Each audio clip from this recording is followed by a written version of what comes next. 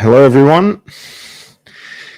We're here again with another live show from Los Angeles. This is your host, Lord Hellespont the Fifth. Another amateur hour. Sorry for that show starting in the back again. Hey, we're here.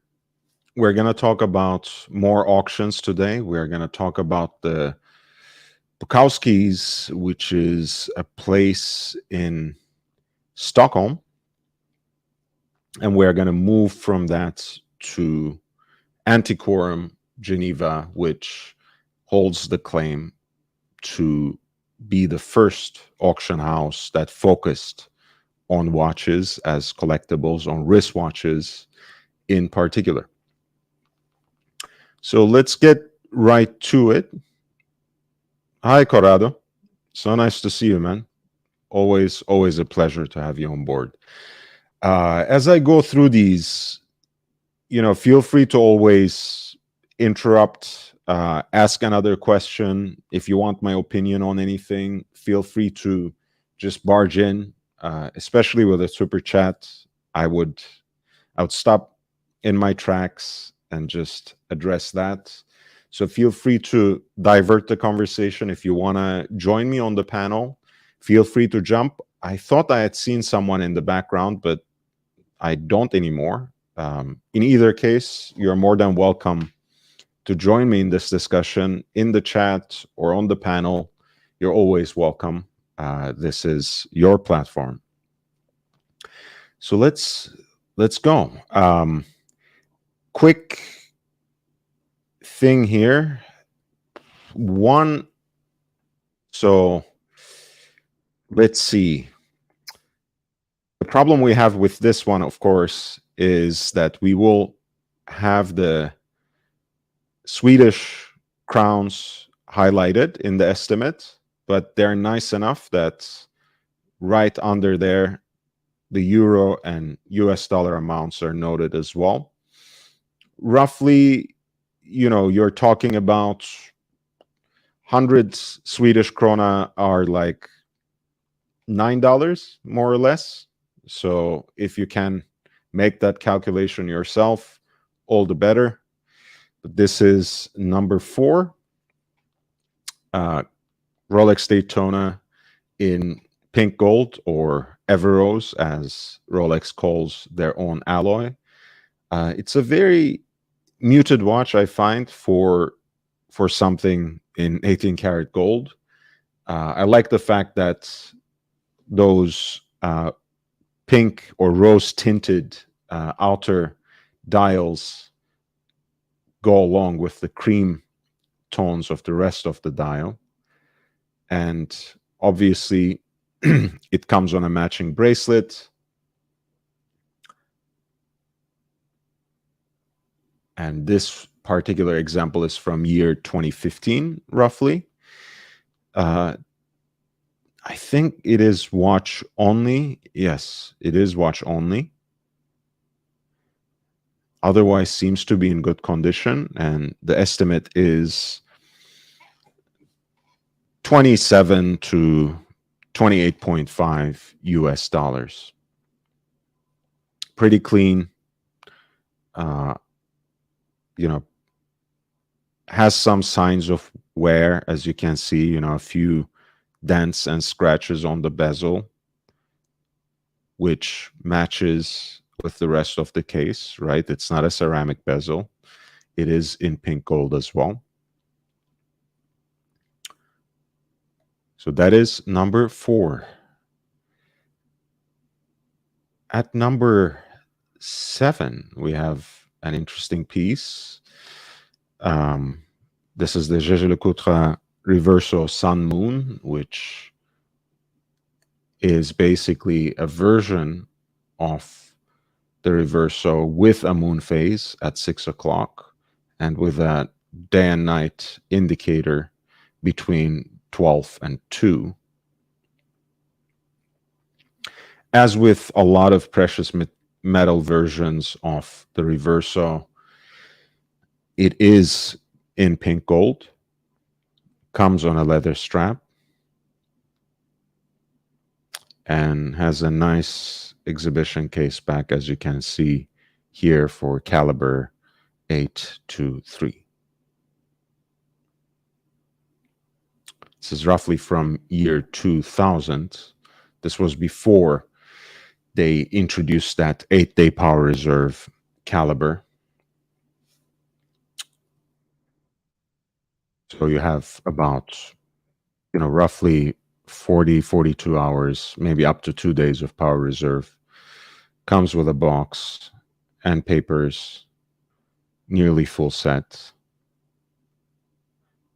And it has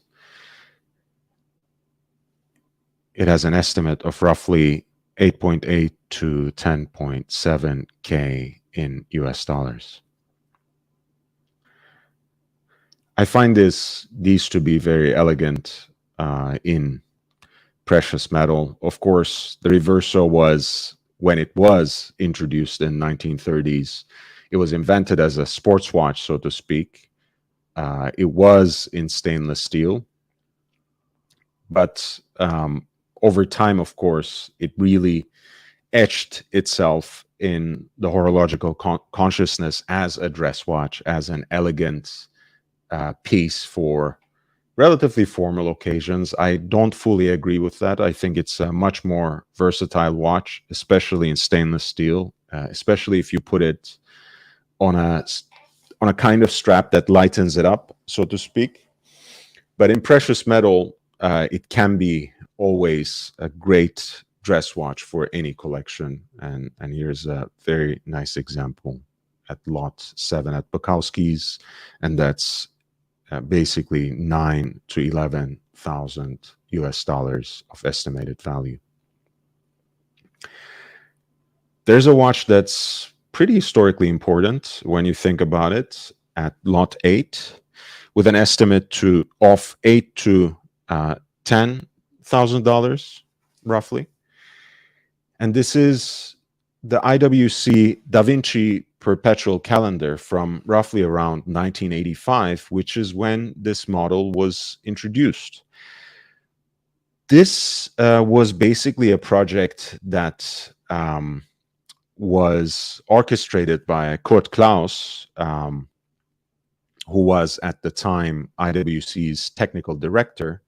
And Günther Blümlein had asked him to find a way of making a perpetual calendar that would be easier and less costly to produce, and in fact easier to service as well. And what he did was basically taking the movement base that IWC used at the time almost universally throughout the line, which was the Valjoux 7750. So the chronograph movement. And he added a module on top of it that, in fact, did not only make out of that chronograph movement a perpetual calendar chronograph movement, but that also ingeniously solved the problem of adjustment, which might ail some wearers at least, right? I was just talking to my friend Ozzy a few days ago on this show, and he was saying, how many times do you really need to set these things? And does that have anything to do with the wear? Well, with something like this, you don't really have to worry about it because you set everything through the crown. There are versions of the Kurt Klaus module for the perpetual calendar that are set with a single pusher. But in either case, everything is actually mechanically programmed into that module, into the caliber itself, into the watch movement, that when you arrange the date and day of the week and month and moon phase, everything moves in synchrony. So there's no way that you can get it wrong at all. You just cycle through with your crown. Once you set it right, you don't actually have to set it for another century, which is quite an impressive feet. You just have to find ways of keep that watch running. And as you know, the best way of keeping your watch running is to keep it on your wrist, so it feeds off your energy. Corrado, that's nice to see you again. Jay Gray, the author with the name. No, I'm not, actually. They just happen to be called Bukowskis. I would know. I mean, I can talk about Bukowski on another occasion, but no relation to Charles Bukowski as far as I know. And Peeping Time, it's nice to see you. Eric, good evening to you as well. Please do the poor man super chat and upvote. Yes, hitting the like button always helps. And in fact, those upvotes, those subscriptions, those of you who have advertised the channel on your social media, passed on the link to your friends, that's what brought us up until here. And that's what will help us to grow exponentially from this moment onwards. So hit the like button, tell all your friends, spread the word. That's the best thing you can do. And you can always, of course, if you're feeling generous, super chat, and there are other ways to contribute, and those are included in the video description. So this basically marked a watershed for IWC on the one hand, right, to really rethink some of their own brand image, right, that was so heavily invested in the big pilot's watch. Unfortunately, that's what they came back to afterwards, especially under their current CEO. I'm not going to talk too much about that, but this was genuinely an inspirational moment in contemporary watchmaking, because it encouraged a lot of others to use modules on relatively simple workhorse movements that are easy to service, and it launched the so-called democratization of horology, of complications. A beautiful moment. I'll talk about this in an upcoming video where I muse a little bit about the new Habring 2 perpetual calendar chrono, and please stay tuned for that. As you see, this is actually an early example in yellow gold. A thing of beauty, really, a full set. Here's the case back, of course, with the case back removed. This is the movement that has the Valjoux 7750 base, right? That's common workhorse automatic chronograph movement with the Kurt Klaus module on it, and IWC called it at the time 7906. So this is lot 8, and the estimate is somewhere between 8 to 10,000 US dollars.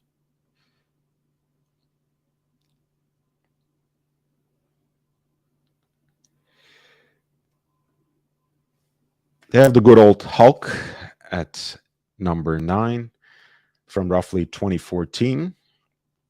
Of course, the model is now discontinued. It's been already a few years. It's been replaced with what the collectors call now Starbucks, or the Cermet, right? The Submariner with the green ceramic bezel, basically. In this case, you had the so-called maxi dial, so-called super case, and green ceramic bezel, but also a green sunburst dial, which wasn't a great hit at the beginning. 116610 LV for Lunette Verte didn't catch on immediately, right? It took a little while for it to, I think, seep into the minds of collectors. And I think that had a lot to do with, again, these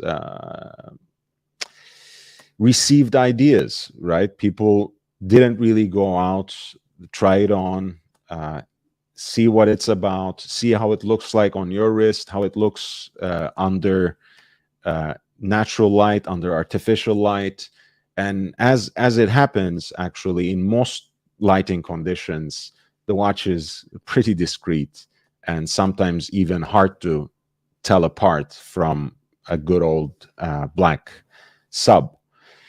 So they have gained in value immensely, of course, since they were first released, and maybe even more so after they were discontinued. Of course, as with everything else, they're dipping as well.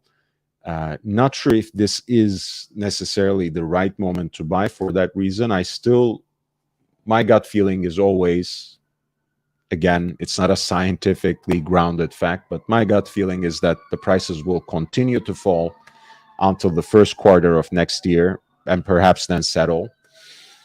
But as with everything else, the Hulks have been dipping too. This comes with box and papers, the extra links, and the bezel guard and everything, and they have valued it at $18,000 to $20,000.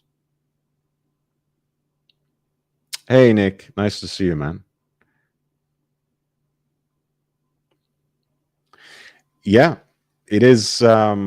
It's really a thing of beauty and really a technical achievement. People like to talk down modules and modulations and modifications on movements, but some wonderful things can be done with decent, bass movements that have nothing to write home about. And yeah, it does. Of course, the way IWC in the 80s put together the Valjoux 7750 is not necessarily the way some other brands puts it together today. And especially when they introduced Da Vinci, I think it didn't immediately come out in stainless steel, so it was a little bit of a prestige watch, a little bit of it had an inkling to their becoming their flagship, a very unique design. So they tried to make it as dressy as possible. And I do love Tim Masso, don't get me wrong, but not every watch slides under any cuff. So when they were designing the Da Vinci and fitting together that base and the module, of course, they took particular care of trying to produce it as thin as possible, unlike presumably a sports watch. As you see, the Nautiluses are still trending rather high. They're still flying high. This is one with recent service. The moon phase version, right, roughly from year 2009, asymmetric dial, power reserve indicator, moon phase at 7 o'clock with a pointer date, or rather the moon phase is within the pointer date, and you have at 4.5 o'clock the running seconds.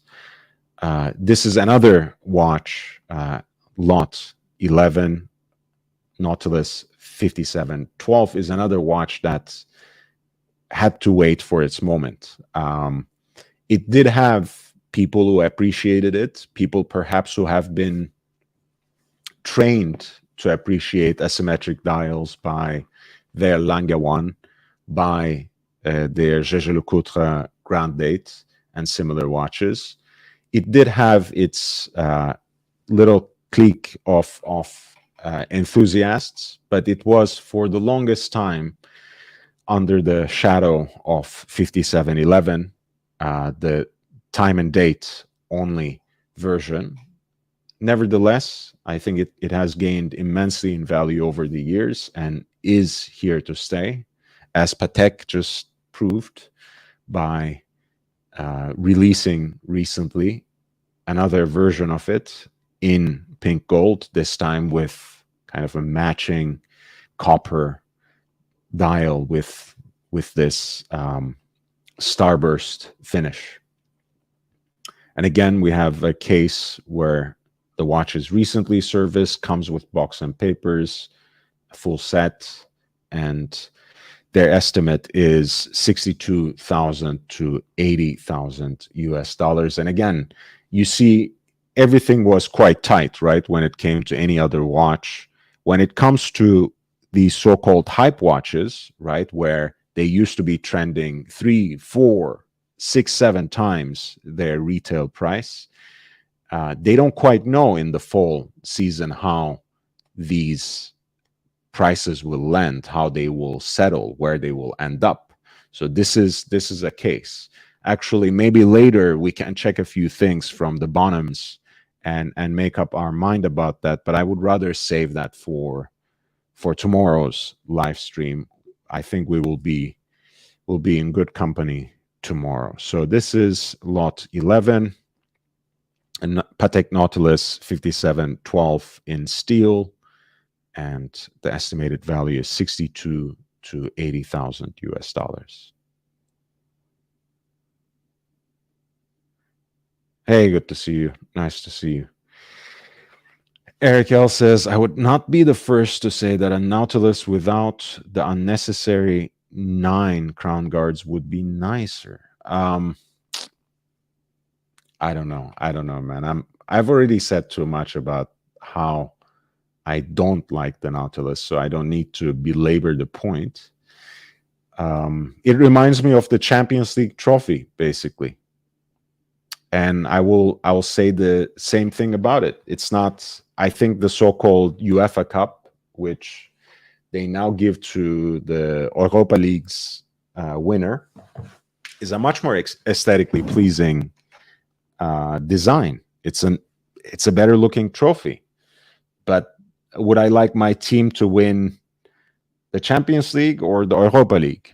Obviously, the Champions League. So it's kind of like that. I think Nautilus is not actually Janta's best moment, but it carries the brand name Patek.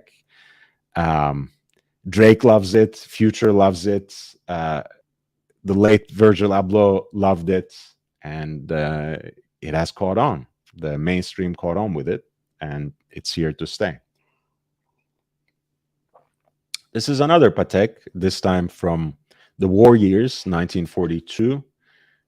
One of their early takes, you can say, or earlier takes on the rectangular design, rectangular Art Deco design, comes with this ostrich strap that gives it kind of like a reverso vibe. You remember in the early days of this channel, I had shared with you the Patek reversos from the early 30s, where they actually bought some cases from Jaeger-LeCoultre and built their own watches, but those are extremely rare, of course, and those were real reversos. This is just a rectangular watch, basically the Gondolo's ancestor more than anything, but I think it looks beautiful in this steel with a silvered white dial. And again, a steel Patek is always of interest to collectors. This is from 1940s, looks pretty pristine for a, let's say, 80-year-old watch. Hey, I think it's doing just fine. A little bit of oxidization on the index markers, of course, is nothing to worry about. It's a great piece. Comes with the archival extract. I think it's a very valuable piece, but an undervalued piece, and the estimate is basically $7,000 to $11,000. This could be an immense grab for the right collector. That's lot 16. I love it, actually. I love the proportions. I love the shape. Seems like, in a way, it seems like, riding the line between a reverso and a tank in terms of the first look, right? Obviously, it's not a swiveling case. There's no flip to it, but I like how perfectly rectangular it is. I like how thin it is. I love how it finishes with teardrop lugs. And ultimately, I love the fact that it's in steel.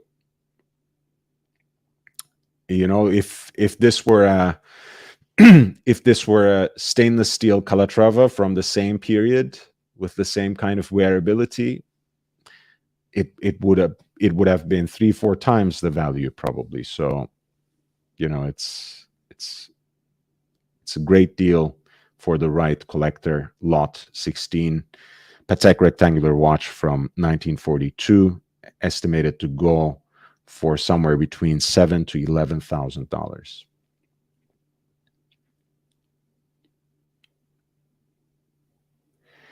We have a beautiful Ed White. I'll go for that first. This is lot 18, right? A pre-moon Omega Speedmaster.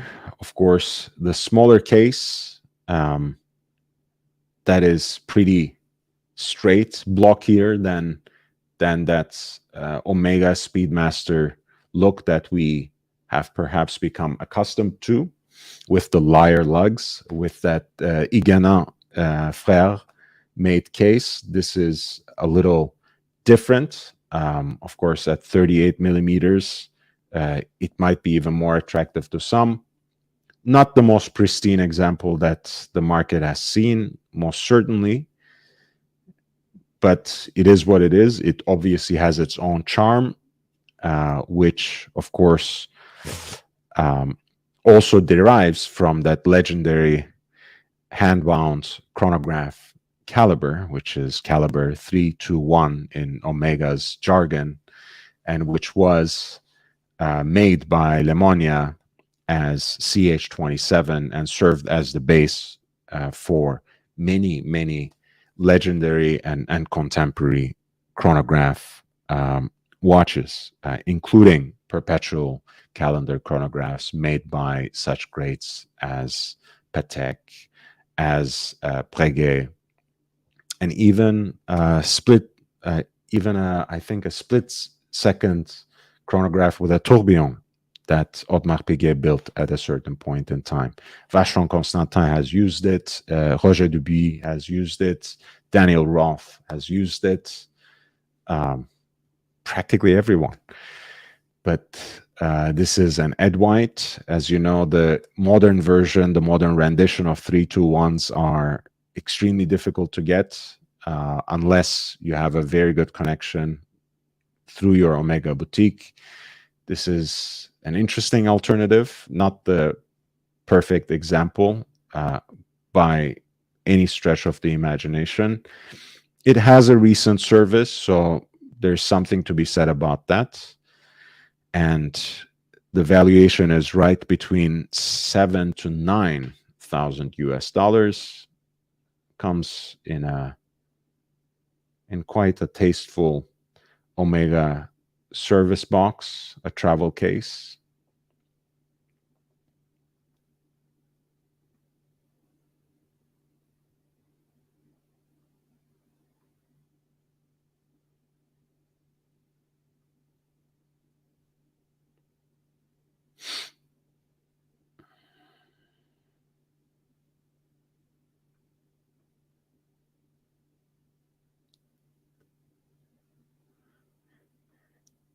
A personal favorite at lot 17. This is the Patek Philippe Golden Ellipse from 1993.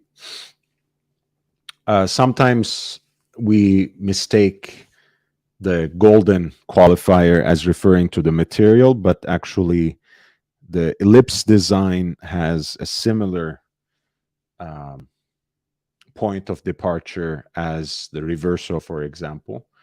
Right, more or less takes after the so-called golden ratio, which is an aesthetic principle that you can see employed in architecture, in painting since ancient times, and of course in contemporary design as well. So the golden ellipse was also designed by using the golden ratio, and in this case it also happens to be in 18 karat yellow gold. And as it happens, the dials are also from 18 karat gold, and they are heat blued by using the same sort of technique that watchmakers use, for example, to uh, heat, use techniques to temper the hands, right? You know, when you have like heat blued steel hands, for example, on a watch dial, same technique is used in this case for the dial to settle into that particular shade of blue with a sunburst like finish. I think it's a beautiful, beautiful watch, very elegant dress watch. It has a manual hand wound movement in this case. The thing to be mindful of when you are looking at these watches, of course, there's nothing wrong with wearing something a little smaller, especially if you choose it for a more formal, dressier occasion. But that's it, right? Up until the recent generation, these are like the ones that Patek currently has in their lineup. These are quite small. So be mindful of that. In this case, the case dimensions are 27 to 32 millimeters. But it's a beautiful hand wound watch that I think has great aesthetics, very cohesive and elegant. And really it's hard not to love it, if you ask me, if you're into dress watches and if you can move beyond the fixation with the round watch face. This is of course more elliptical, and again you have you in fact have the original papers of the piece and the boxes, in fact. So it would be a pretty good deal again for the right collector, because what we're talking about here is 4.5 to 6.2 thousand US dollars.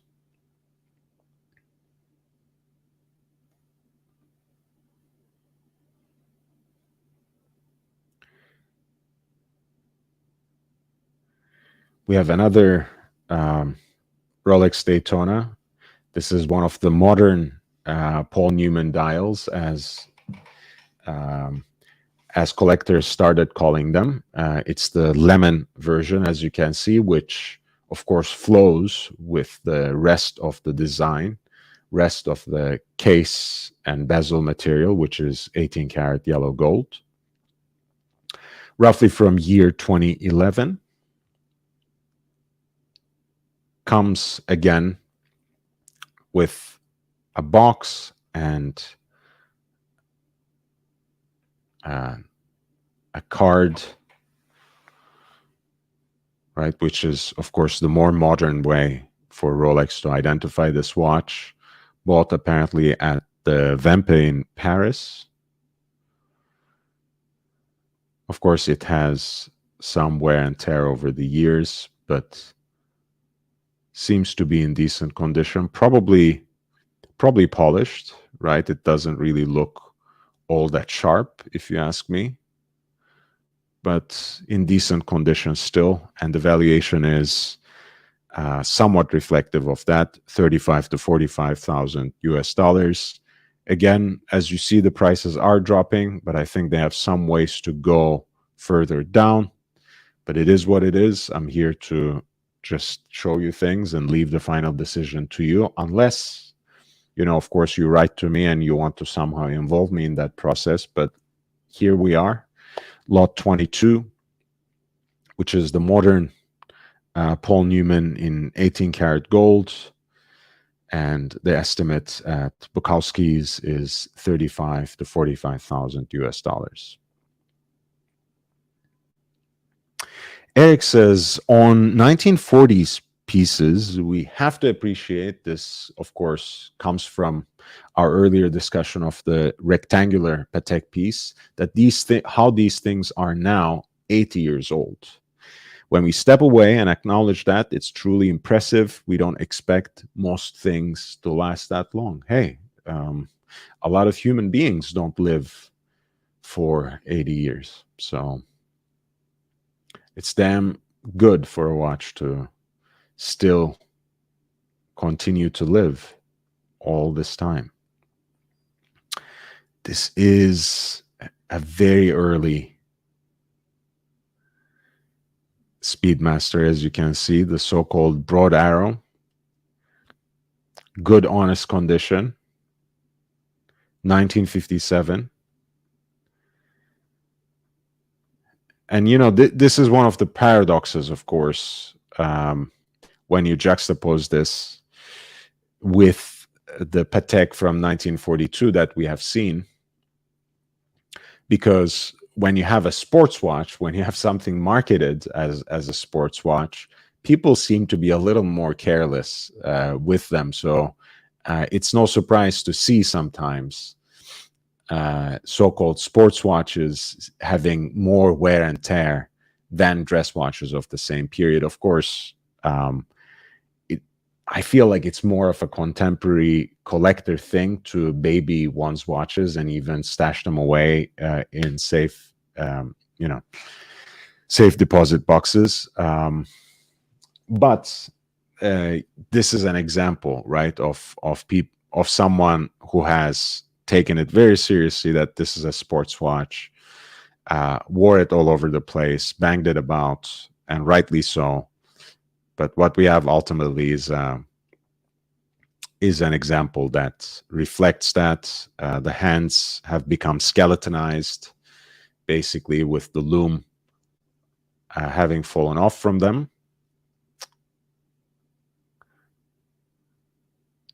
Otherwise, it's a very interesting piece because it is 2915-1, comes with an extract from the archives. Service bezel, apparently, so it does have that as an non-original part. It was delivered apparently to Norway and has an estimated value of 31 to 40,000 US dollars. Of course, hey, if you ask me, you wanna buy a Speedmaster from this period, you have really only one place to go. The Davidoff brothers. That's it. You know, don't deal with auctions and this dealer or that dealer. Just go right to the source. I'm sure they will help you. I'm sure they will work something out for you. They always have a great selection of Speedmasters. They are the world-renowned experts. They can answer every single question. They can probably offer you a few examples of each reference, you know, whether you want something pristine or something evenly patinated, so on and so forth. So both of them are great and very wonderful, accessible people, and people who actually like watches, if you can believe it. There are still dealers who care about watches. So this is lot 28, pretty classic 4-digit Rolex Explorer from roughly 1962. As you can see, it has that chaptering, the so-called exclamation dial,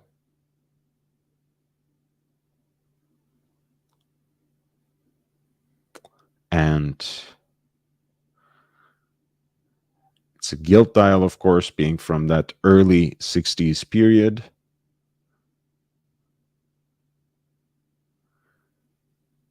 Of course, this is an example that shows its age, with some cracks developing and loom falling off from the minute hand, and a lot of wear and tear on the watch as well. But it is a case that preserves generally sharp lines, which is of course something good. Has a later bracelet, of course. It is priced accordingly. Apparently something, a watch that was bought in the 60s in Sweden, right, has that receipt still with it. Not the original warranty, but a box, a period appropriate box. I don't know if it came with the watch or not.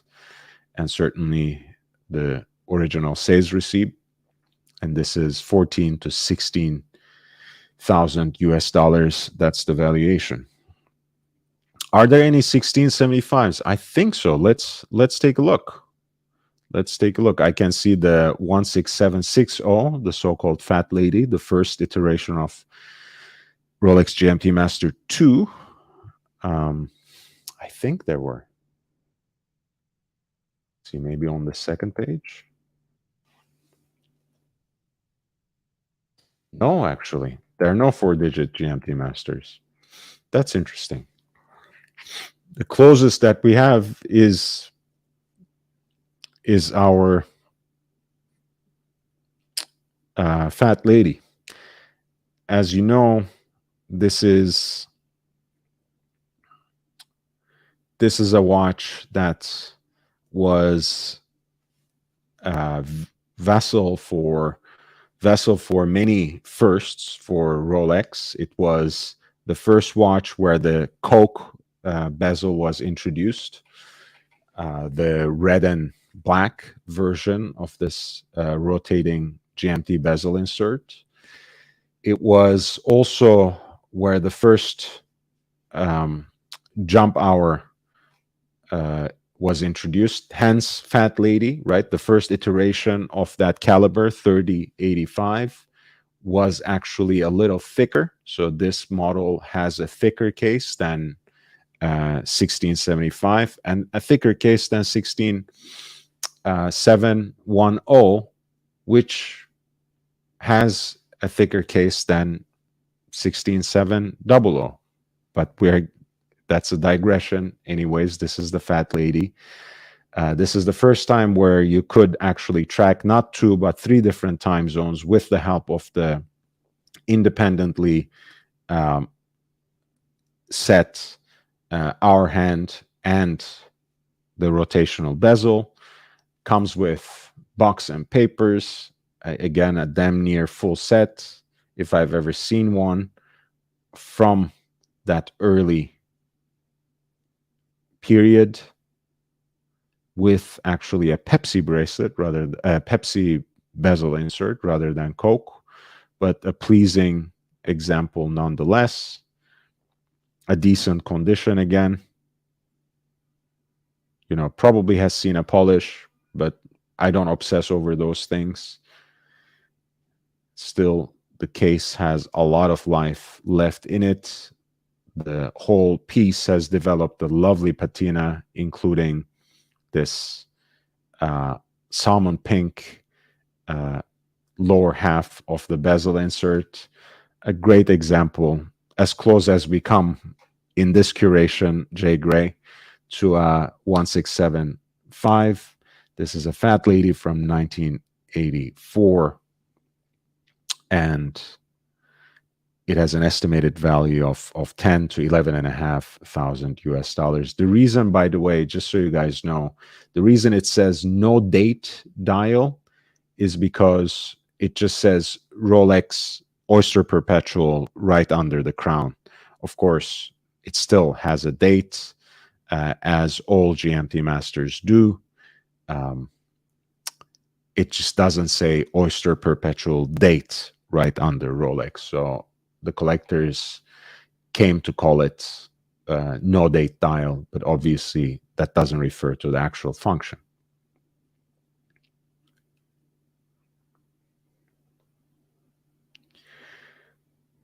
There's a so-called tropical Submariner. This is a sticking issue for me. I think this is essentially a damaged watch, as you can see from the condition of the dial. Also, where I think the loom has initially fallen off there. But some people love their tropical dials, and this is a 5513 from the gilt, glossy gilt dial period as well. So it has aged in this almost volcanic manner, developed cracks, has all sorts of stains in it. The hands are completely cleansed of loom and also corroded to a certain extent. But hey, it is up for sale, and it is really a watch head only, put on a leather strap, of course, that fits it. Comes with a Rolex service card from 2020. Has an extra insert, which I think is the period correct one, whereas this one is the service replacement. And ultimately, an honest, wearable example of one of the iconic references. And this is 5513 from roughly year 1966, roughly 9,000 to 13,000 US dollars of estimated value. Chili powder. Yeah, that's what we can call it. I think this has kind of crossed the threshold of a tropical dial, to be honest. It looks like an original, designed by nature, touched by the divine hand. Not the best result, not to the best effect, I have to say, in this case. We have a beautiful Cartier Tortue from roughly 2016. It's the time-only version of the watch. Has that beautiful rosette guilloche decoration on the dial. The heat-blued hands, of course, heat-blued sword hands. The blue cabochon on the crown. This is the ultra-thin model, so time only, and for that also quite thin, discreet, and elegant. Comes on in a nice presentation box. Comes apparently with its papers,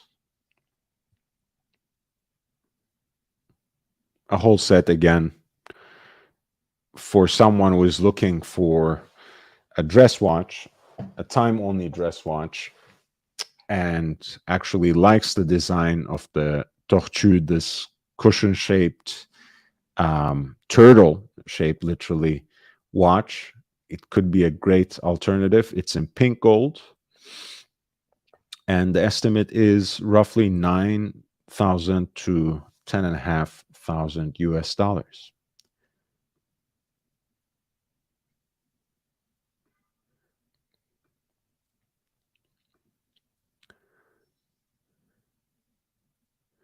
We have a Patek Philippe annual calendar with a moon phase from about a decade ago. This is the slightly newer case, right? A little bit of corrosion on the hands, which is interesting. You don't always see that. Of course, the annual calendar, when it was introduced, was a Patek Philippe exclusive. It was their innovation. Other brands have followed in their footsteps, but what distinguishes an annual calendar from any other triple calendar or triple date calendar watch is the fact that you only have to adjust it once a year at the end of February. Otherwise, everything is taken care of by the mechanical programming of that watch movement. You have the moon phase, of course, right there at 6 o'clock. It's a very nice watch and ultimately um, quite wearable at 40 millimeters as well. More modern than its predecessor. And the case design, again, is a little more sleek and contemporary than what came before this reference. This is not the perfect condition at all. But if the price reflects that and you're fine with it, there's always a way. In this case, again, you have a full set, Patek annual calendar.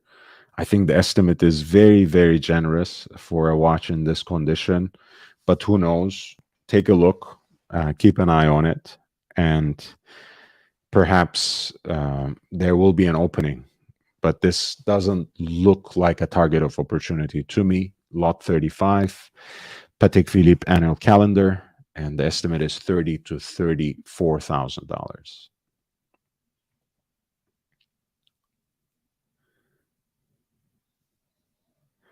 We have one of my favorite vintage Breitlings, one of the watches that they chose to reintroduce in recent time. This is actually the highlight of the auction, if you ask me, at lot 39.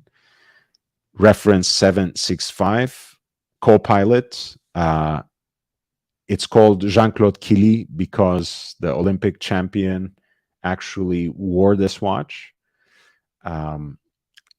It does have a beautiful caliber in it as well, the Venus 178, which it shared with the contemporary Navi timer as well.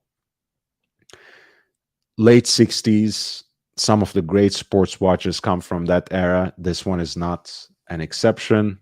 A beautiful pilot's watch with the big eye, 15-minute counter there. Again, it's in not in a stellar, not in a pristine condition, but these co-pilots, the original reference 765s, are becoming harder and harder to find in any condition. The case looks damn near perfect. Everything else, at least it is in honest condition, not restored or otherwise, tinkered with, tampered with. It's one of the best pilot watches ever made. This is the Breitling Co-Pilot, and it's a big eye. As you see, the minute counter is larger than the hour counter and the running seconds. And there's a reason for that. Right at that time, it said that it took the crews about 15 minutes to get the aircraft ready to take off, ready to launch. It took them about 15 minutes. So having a chronograph with a 15-minute counter was of the essence. And that's why you would find in original Type 20s, as well as these sorts of pilot watches like the Breitling Co-Pilot, a 15-minute counter rather than a 30 or 45-minute counter. And this comes with an extract from the archives, lot 39.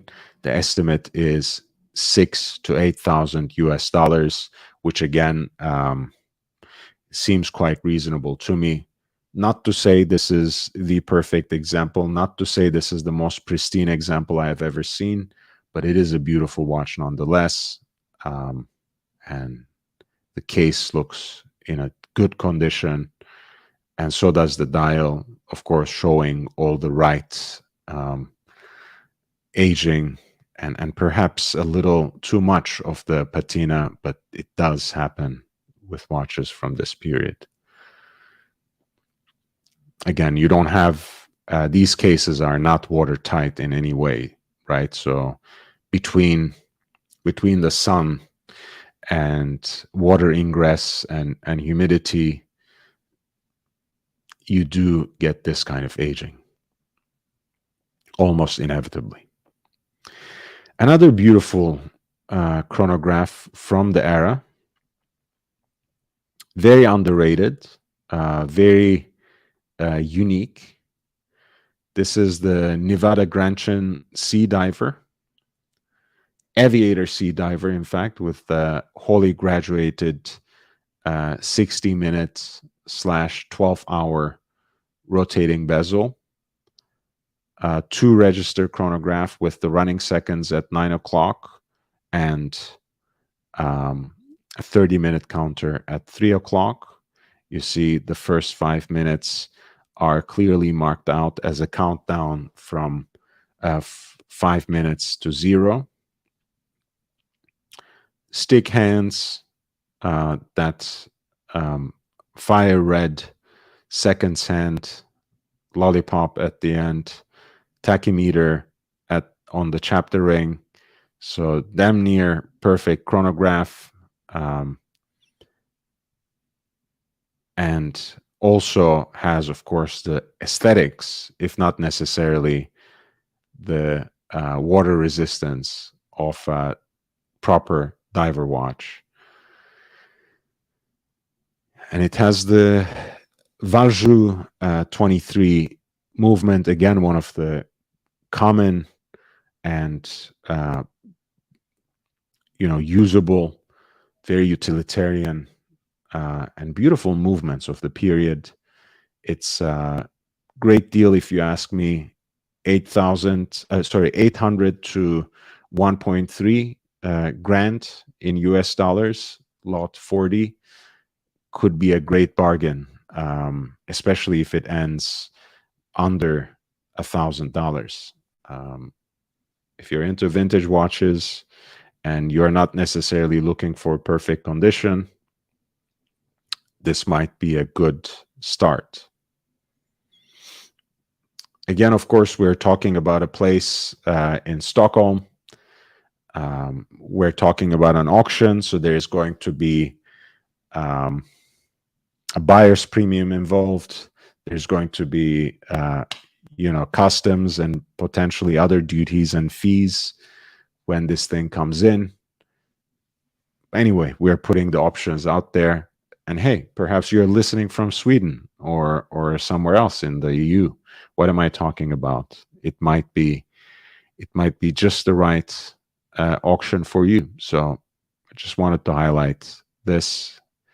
The Nevada Grantian pieces from this time period, I think, present great value, especially if you are not necessarily looking for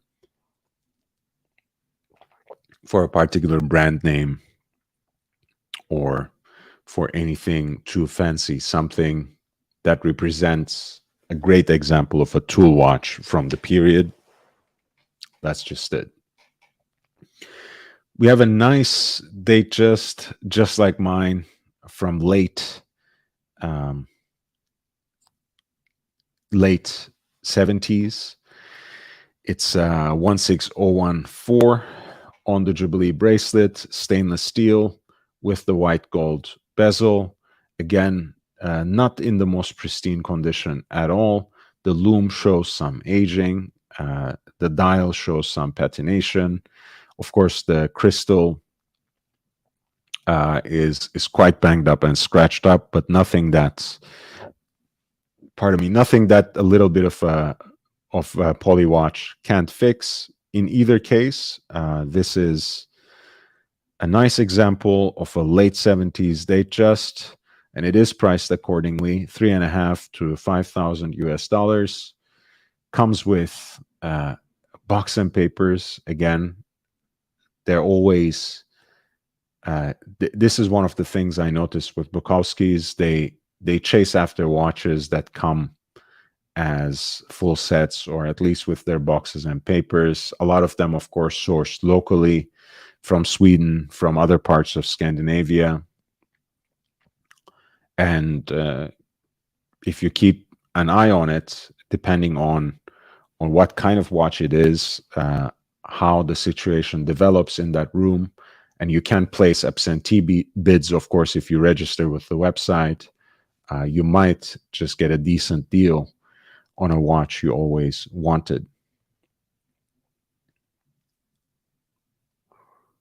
We have a number of oh, there we go. There's a 1675 for you. This is lot 43. Somehow I missed this. As you guys know, this is one of the ways in which the color turned in those old school aluminum bezel inserts. This is a late 60s GMT Master on its period correct riveted oyster bracelets.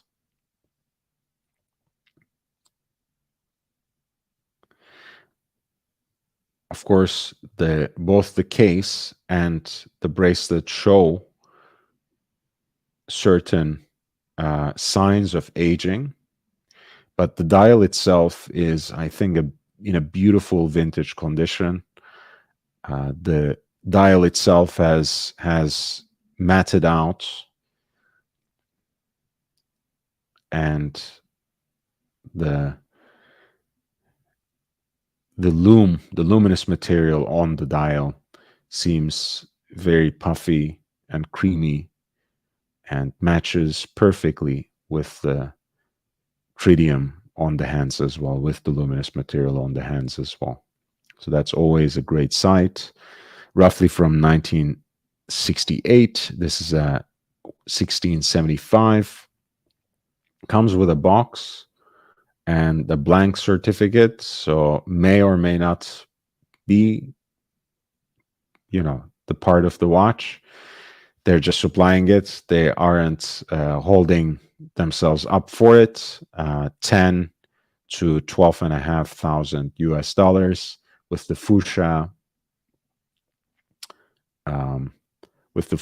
bezel, and it is a long E Mark 1, and it's called long E because of the particular way that the E of Rolex is written.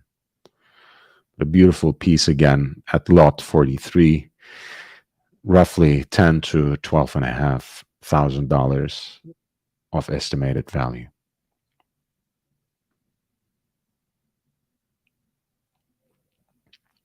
There are a variety of GMT Master 2s that are priced reasonably, so that's something to keep in mind. But let's check out some other options. Here is 5-digit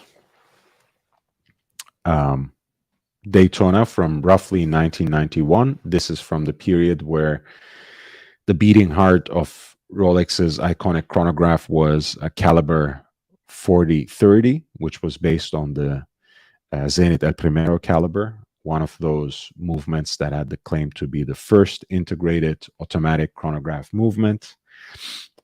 It has a racing dial, right, of these large Arabic numerals, white with black outer rings for the chronograph registers,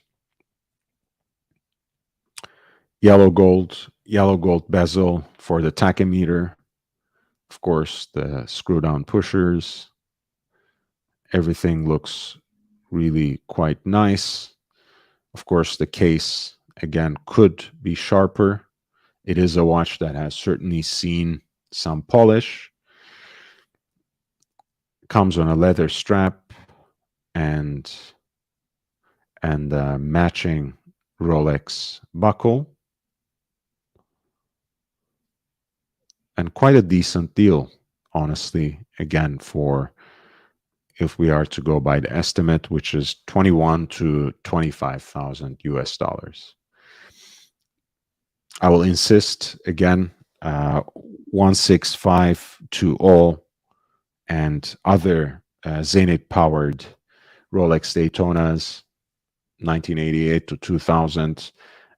Those I think are really some of the greatest value among all Rolex Daytonas, specifically because they will hold much better than, let's say, the 6-digit reference that immediately follows upon it. The reason being simply because Rolex will never again externally source chronograph movements, so these always will be limited in number, never to be produced again, and for that reason will always remain a collectible.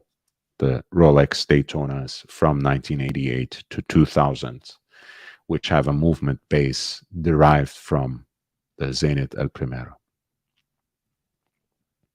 One of my favorite watches of all time, of course. This is the vintage version of the root beer, roughly from 1970.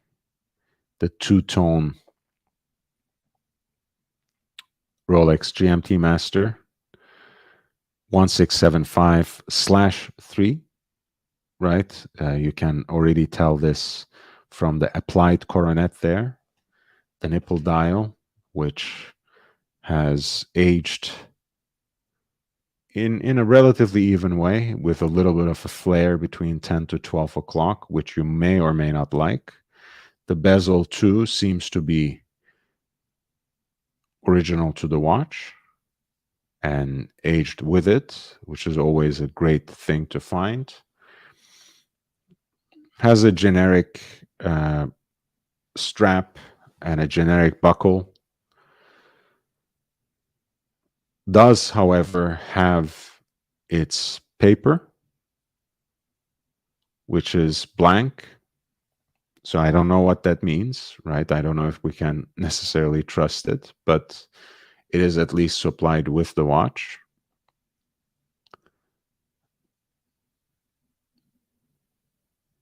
And lot 55 is again priced accordingly. The estimate is 8 to 11,000 US dollars, right? It's not the most expensive root beer nipple dial GMT Master. The 4-digit reference 1675/3 does not have a quick set date, so just so you know that, which means that you'll have to basically cycle through all the dates until you get to the right one, rather than having the option to use the crown to flip through the dates one by one. So that may be a drawback. Some people love the applied crown at 12 o'clock. So do I, but I finally had settled for the quick set date. But yeah, this is a beautiful, beautiful watch. And it is estimated to go for somewhere between 8 to 11,000 US dollars. Terrible strap on that, RP. Original OC says Zenit Daytonas are aesthetically so much nicer. Sub-dial placement makes all the difference. It's subtle but noticeable. Absolutely. We were just talking about it, actually, OC yesterday, right? Basically, you can draw a straight line right through the middle of that watch, right? Both the running seconds and the minute counter is placed perfectly in the middle of the watch, perfectly at the center of the watch. And of course, me being a vintage head, I do prefer the running seconds to be at 9 o'clock rather than 6 as well. So that's also something aesthetically pleasing to me, although I'm sure most people don't even notice it at first blush, but it is what it is. I love them. I love the Zenit El Primero based Rolex Daytonas, and this is really a great example. Again, not the sharpest, nerve cutting lugs that I've ever seen on a case, and that can happen on gold watches that are already a few decades old. But I think the price reflects that condition. So it could be an interesting grab for the right person, especially if it's at the lower end of that estimate.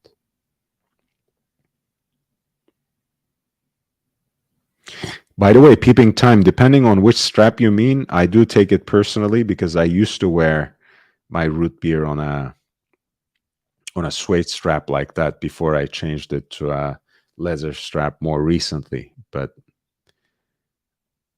yeah, I actually don't like this crocodile strap, which I think is stamped anyways. But anyway, you have a 1972 Hoya Ottavia, which is, again, as is characteristic of that earlier generation of automatic chronographs, has the crown at 9 o'clock, has that caliber 12, which also powered the Monaco, the Steve McQueen watch by Hoya. The Ottavia is, of course, has this reverse panda configuration, white subdials against a black background. Relatively sizable watch, larger than 42 millimeters in case diameter, and has a date at 6 o'clock. Apparently, there's something wrong with the movement. I don't know what the exact defect is. It says the chronograph is moving, running at the time, but has not been tested for timekeeping accuracy, so it might need service.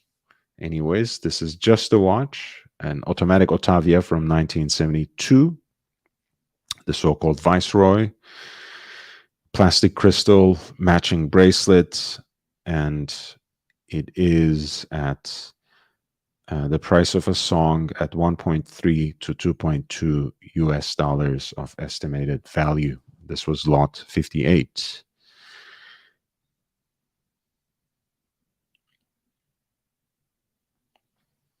We have a few interesting pieces here. We have a Daytona, white gold Daytona with the sodalite dial, diamond set in the factory, on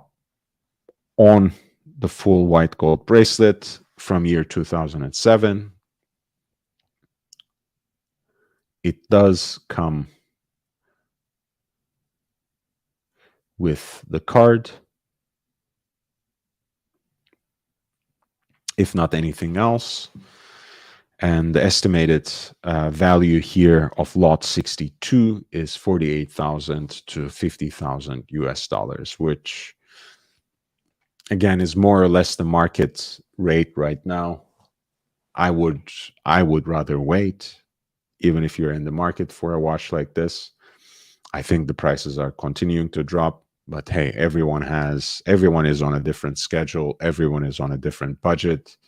So this could well be the right time for someone to buy what is a unique watch. Again, not the most perfect condition I've ever seen, but the case is also not polished to bits either. Everything else seems rather perfect. And this is the 116509 with the diamond set, sodalite dial, white gold, of course, Rolex Daytona, lot 62, 48 to $50,000. We have a GMT Master 2 with the meteorite dial. As you know, these are actually stones cut from a meteorite, from a meteor that has fallen on this earth, and for that reason have all unique patterns, striations that will be singular to the piece that you hold in your hand. White gold, relatively recent example from 2021, comes damn near as a full set and is priced at $53,000 to $62,000. You see it. You see how much the market has fallen off from these sorts of prices, from these sorts of watches, right? I've seen these watches Well, I've seen people trying to sell these sorts of watches for six digits, for 125,000 at the height of the market, right? At the turn of the year, in the first couple of months of the year, people were literally trying to sell a Pepsi GMT Master 2 with a meteorite dial for six digits, for low six digits. Where are we now? And tell me after something like this that the market is simply correcting. Wait for a Christmas miracle, gray marketeers. It is coming for you. Maybe not in the way you expect, but the eyes might be opened to something.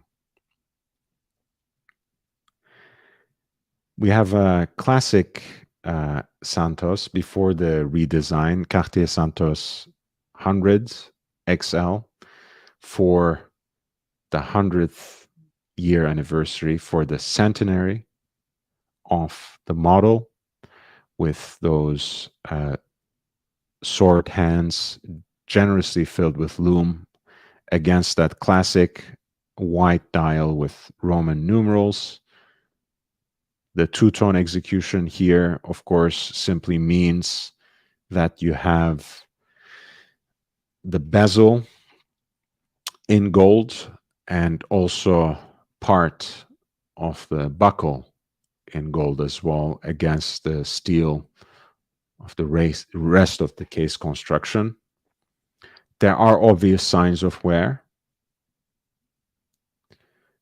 but otherwise the watch seems in decent condition, quite wearable. And the pricing also reflects that, right?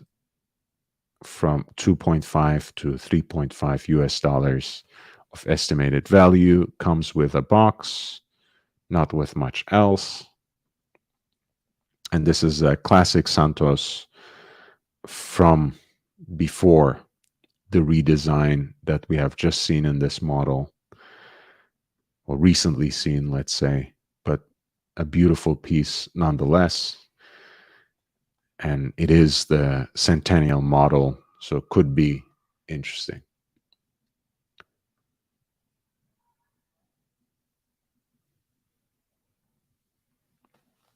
We have the previous reference of the Royal Oak Jumbo Extra Thin, roughly from 4 years ago, 15202. Damn near full set, again, as you can see from the presentation. And the watch itself seems to be quite nice, unpolished, good, honest condition. The dial is perfect. Well worn, but again, nothing modified, nothing that you can't live with. And you can see how the market is once again from here, $62,000 to $70,000. Once again, people were going crazy with these watches just at the beginning of the year. And thank God things are calming down and the prices are going to continue to come down. This is the sexy lot number of 69, and the estimate is 62 to 71,000 US dollars for this Audemars Piguet Royal Oak Jumbo Extra Thin from roughly 2018.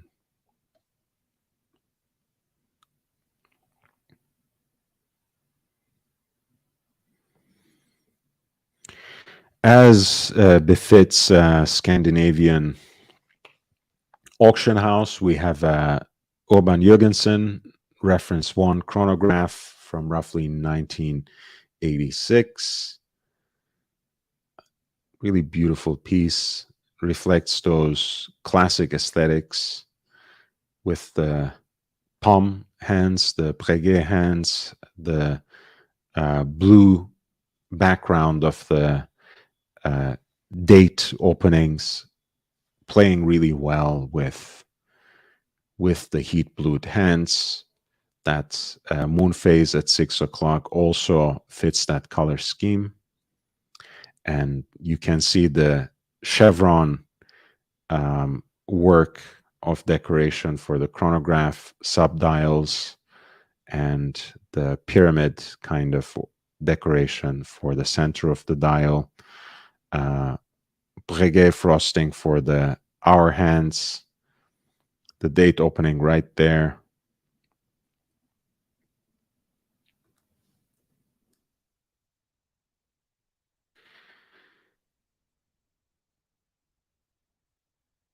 You have what is a beautiful chronograph by Oban Jorgensen, double-stepped case, very classical elements of design, very stylized lugs.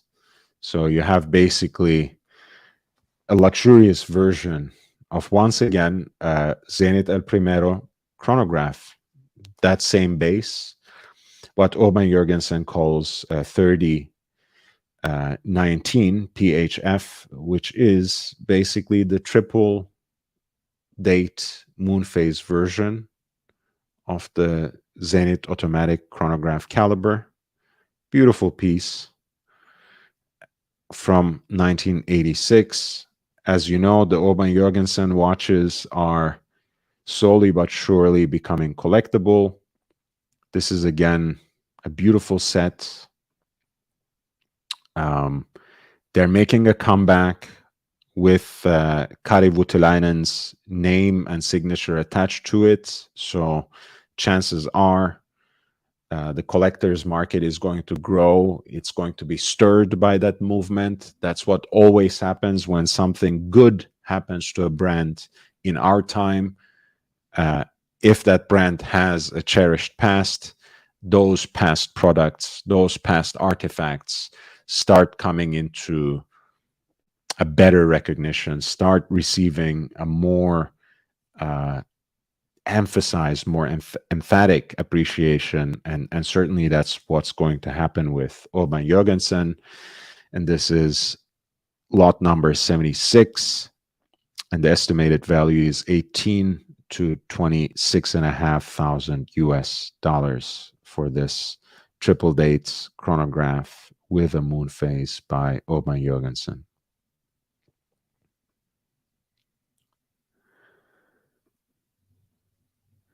You have a simple time only Oban Jorgensen in the next lot, 77, right around from the turn of the millennium, 1999.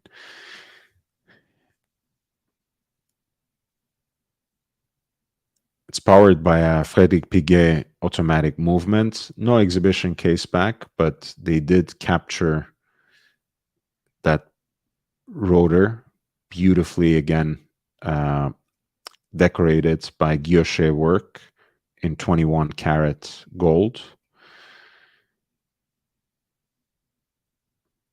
Has that aesthetic that people more readily associate with Oban Jorgensen, the observatory hands, right? That's a large circle on the hour hand, the running seconds. Once again, you see that classic aesthetic of different kinds of guillochage at the center of the dial and on the subsidiary dial.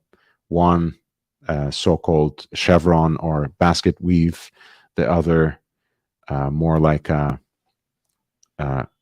pyramid kind of shape. Call it baklava if you want. I won't be offended for sure. It's a very nice piece. Again, time only. One of the classics of the Oban Jorgensen aesthetic in platinum, 37 millimeters. So very, very much a classical piece. Spider lugs, just the beauty, really. 16 to 20,000 US dollars is the estimated value. I will say the same thing about this. These pieces are going to pick up in value sooner or later, especially with Kari Voutilainen picking it up. Hey, this channel doesn't make investment advice, so don't consider it as such. But as a collector, there's not much left in terms of exploring this legacy. Not much time left, I should say, because I think once they really get things working under Kari Voutilainen's direction and name, things might take quite a different turn. They are coming back, and that is going to change things for that name.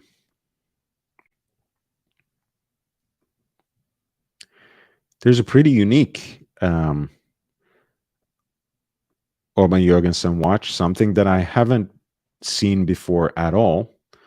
Basically the same as Lot 77, but a much sportier execution, much sportier aesthetic, that is testified by nicely sized Arabic numerals filled with luminous material. Same thing with the hands. Again, kind of a sportier take on the observatory hands filled with lume.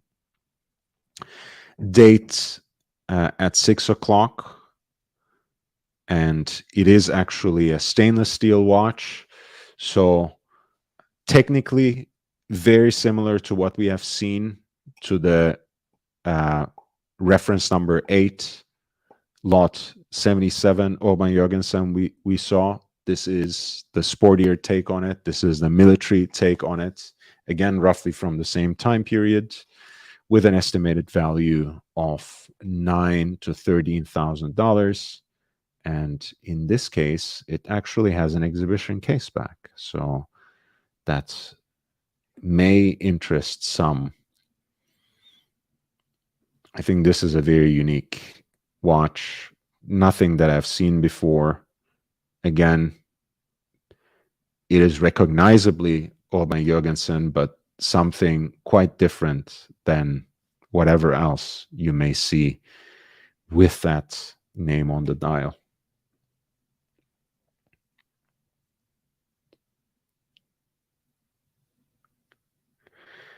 I'll take a short break right here. Let me pull up an interesting piece for you before I go, and that will be the long discontinued model of A. Lange und Söhne Cabaret in 18 karat rose gold from 2001.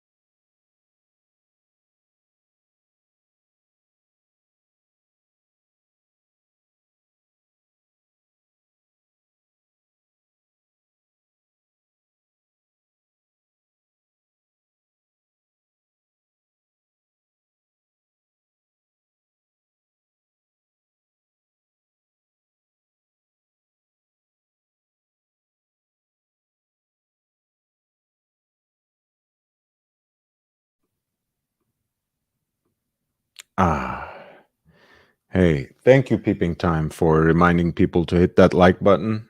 It always helps, and I'm grateful for your support too. Uh, Kent, welcome to the channel. It's nice to see you. It's nice to see new faces.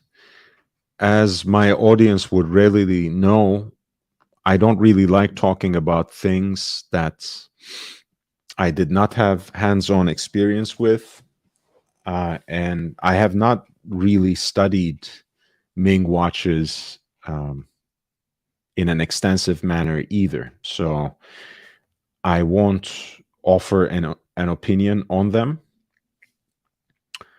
Um, but come back in a little while if you want to talk about Ming, or feel free to jump on the panel. Yeah, the link is there. The link is pinned. If you want to tell us about Ming watches, you'll be more than welcome. It's not a brand that I've had hands-on experience with, and it's not a brand that I've studied extensively either. So I don't have anything to say, in fact, good or bad. This is Alan Gonzone. Unlike Ming, it's a brand that I have actually studied thoroughly and really have handled a lot of different examples of it over time. This is a discontinued model now, the Cabaret from 2001. Rather, no, I think they have brought it back at some point. No, let's see. No, I think it's gone, except for a few special pieces. I think it doesn't remain as a family anymore. Yeah, but over time, they had basically two kinds of rectangular watches. In their first four watches, there was a model called Arcade or Arcade in the English pronunciation that was initially offered as a woman's watch, although really, as with anything else that Lange produces, it's really neutral more than anything.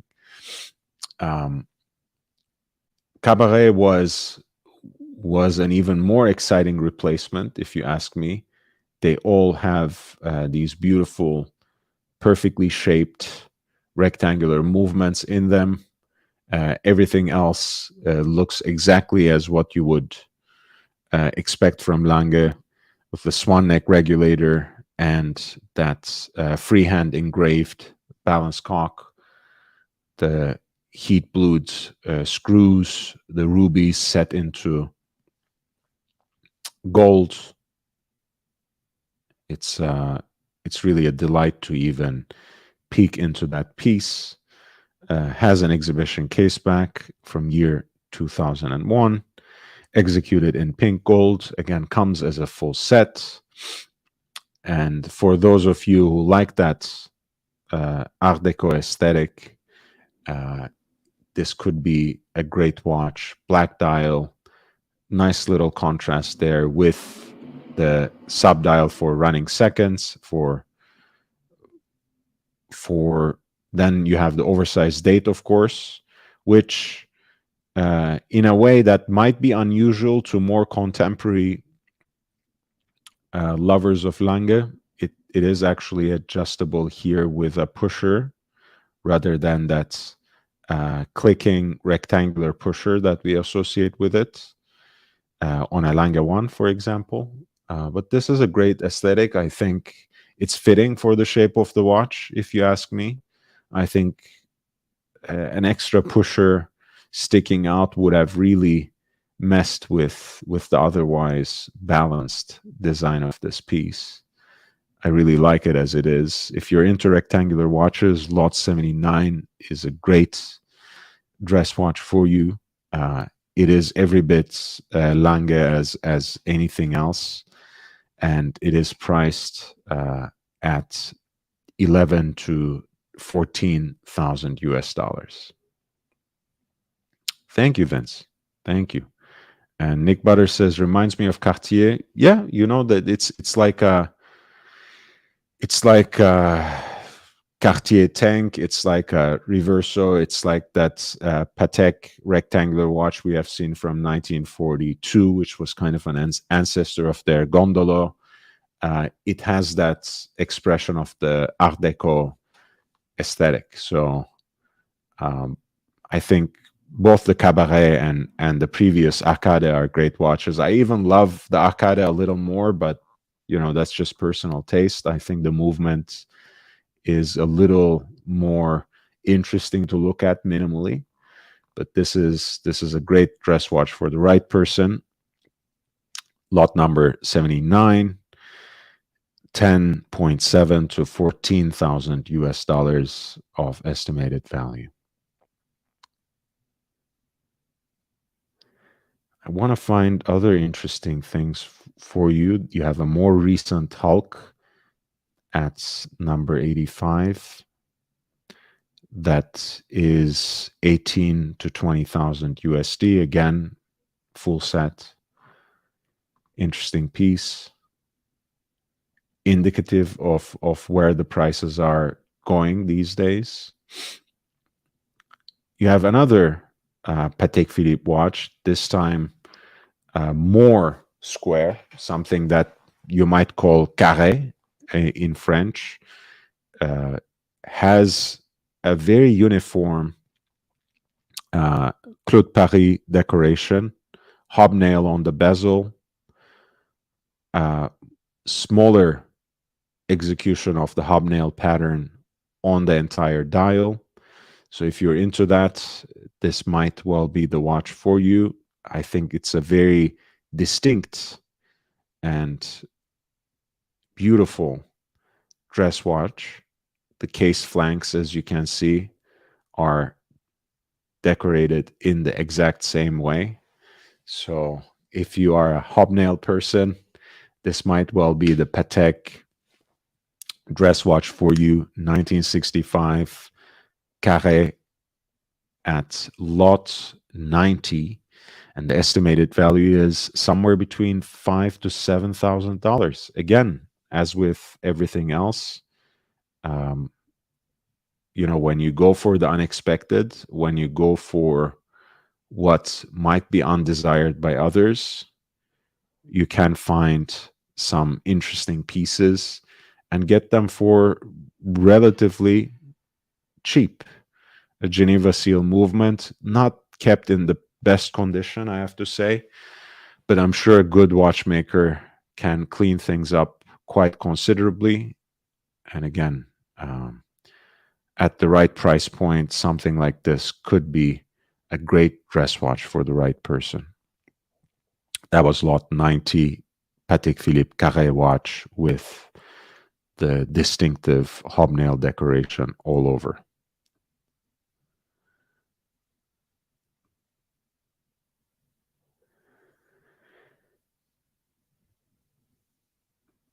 And we have another rectangular Patek watch. I'm really enjoying this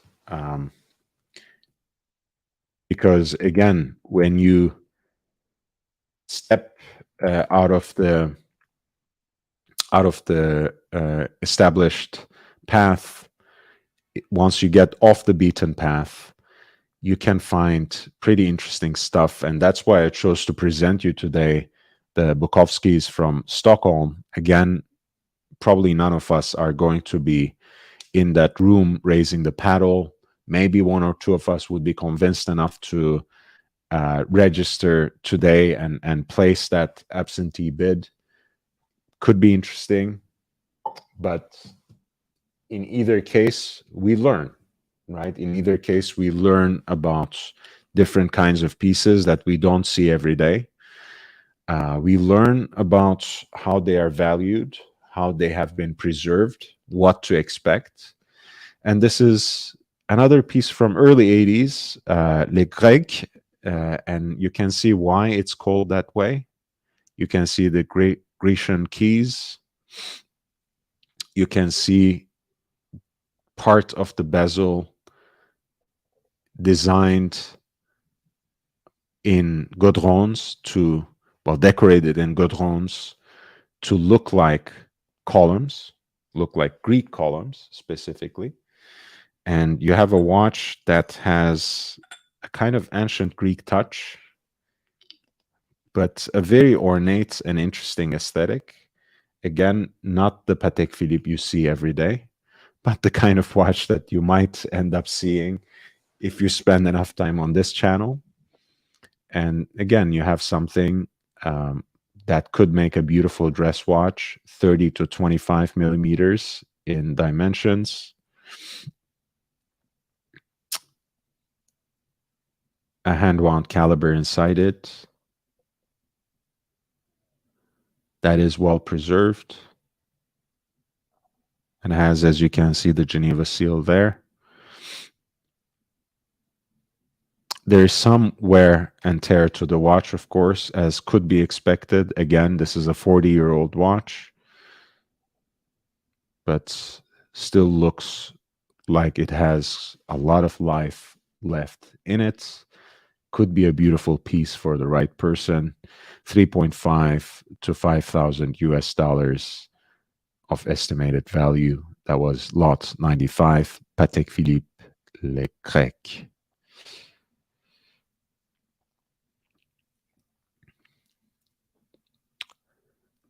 And slowly but surely, we are moving to the end of this particular auction. We have a more recent iteration of a Rolex Daytona with a black dial. This is the 6-digit reference, right? They're a little more expensive. Sorry, they're a little less expensive from Zenit, but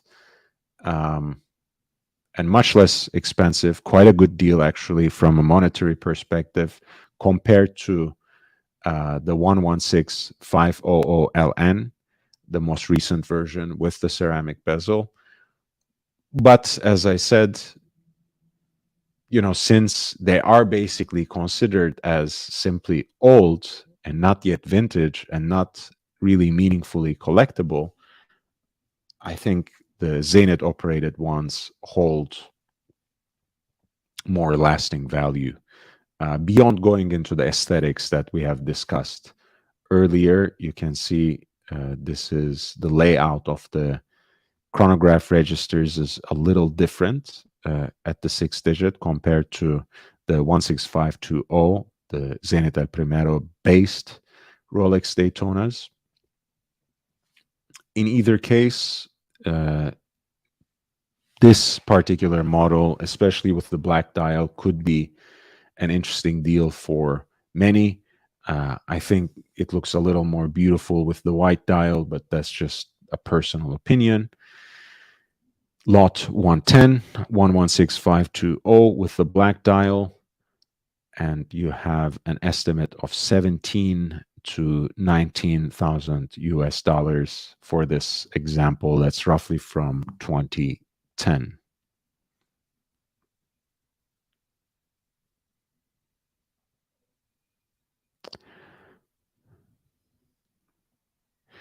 You have a Le Coultre triple calendar watch with the moon phase.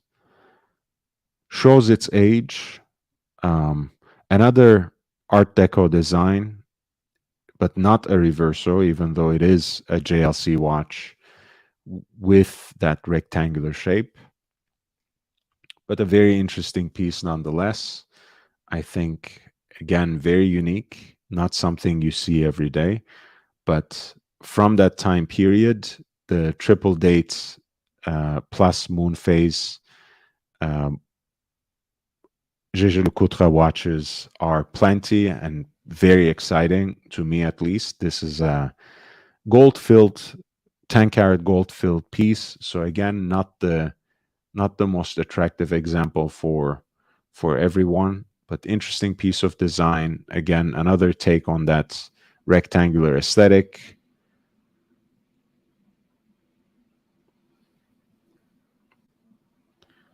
And an interesting piece of design, again, from those late 40s. Cheers, guys. Could be an interesting value, could be something to sample, something to look at for the right person. Lot 105, it's a Le Coultre triple date moon phase from roughly 1949, 1.3 to 1.8 thousand US dollars. Has that beautiful movement inside it.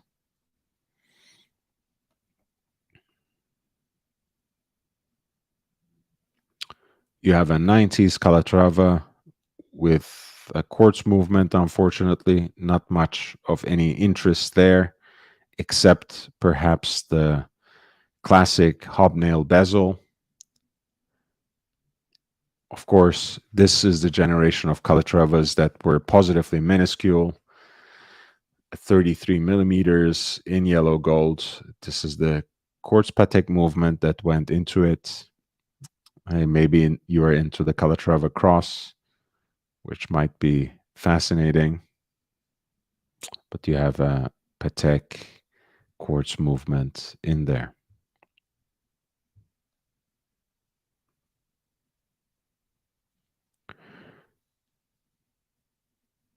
You have a 1971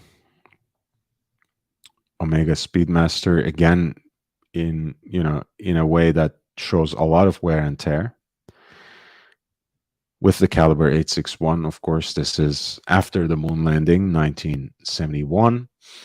Lot 102, Omega Speedmaster, 2.6 to 3.5 US dollars.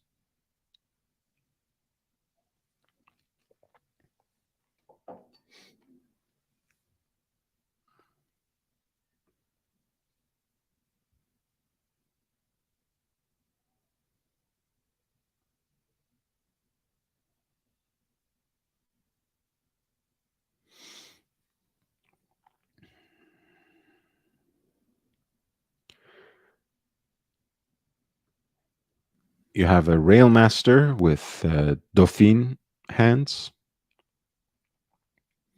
In English, we might just call them sword, even though it's not a translation of that at all. It's a Railmaster from Omega. Again, not a pristine example, quite well worn, in fact. 38 millimeters, very wearable.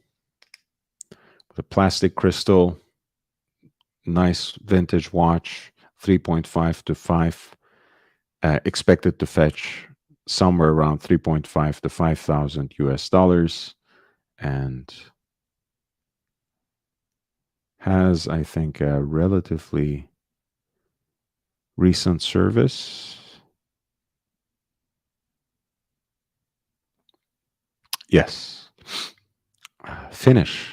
That's interesting. All right, so this has been sourced from Finland, which is, of course, actually not that surprising, again, since this establishment is in Scandinavia, and that is our Railmaster at lot 97.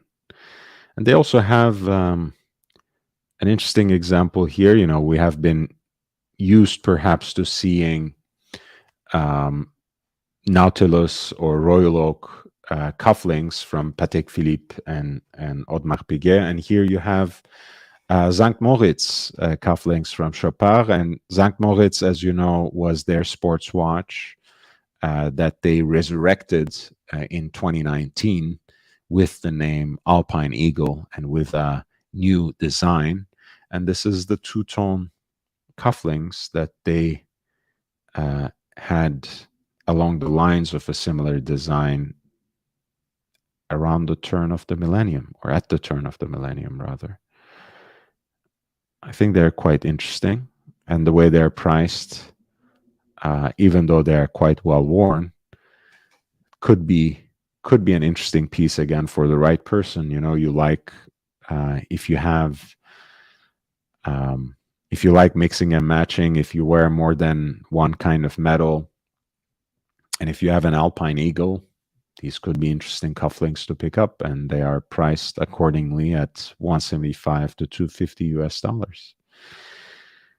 And you also have the yellow gold Nautilus cufflinks. And of course, those are priced um, as with everything else that has that name attached to it, with a hefty price tag. They do show a wear and tear, but they do come with the original box, roughly 32 years old. And these are expected to go somewhere between 2.5 to 3.5 US dollars. Again, if you like being matchy and you actually have a yellow gold um, Nautilus, perhaps a 3800, right from that era, this could be an interesting thing to pursue, interesting item to pick up. And that actually brings me to the end of the Bukowskis auction. We will continue after I get a little bit of water to drink with the Antiquorum auction that has a lot of interesting pieces, especially one that I just highlighted on my Instagram. If you would like to check that out.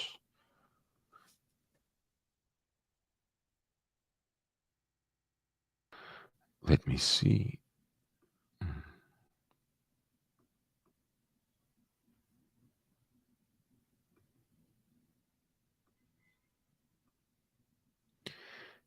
There we go.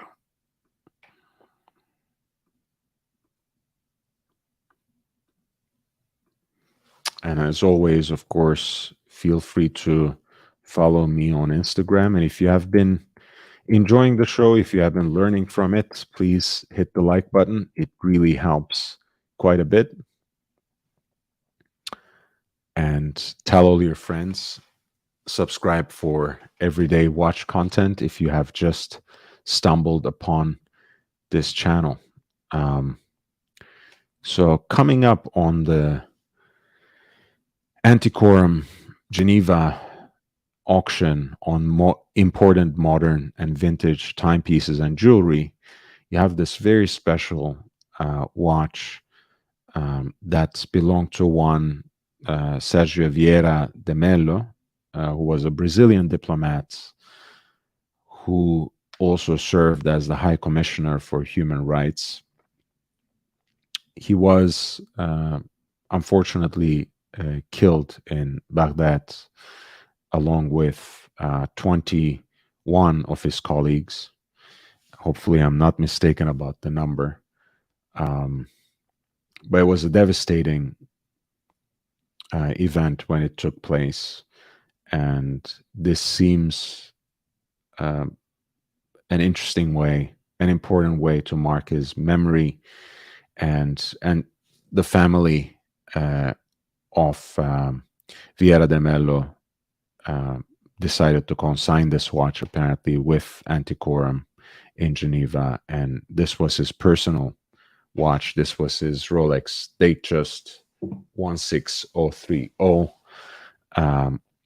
in stainless steel case, matching Jubilee bracelet, as well as the engine turned stainless steel bezel.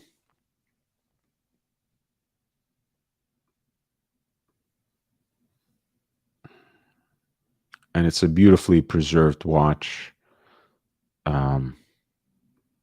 Great memory of really an exceptional person, as the book dedicated to him calls him, and really shows you how much simplicity, how far simplicity can go in this kind of context. And apparently it comes with that book that was dedicated to his memory, as well as a picture of him wearing the watch with one of the Secretary Generals of United Nations in Boutros-Ghali. So in either case, this is Sergio Vieira de Melo's personal date, just 16030. I will leave you with that for a second, and I'll be right back.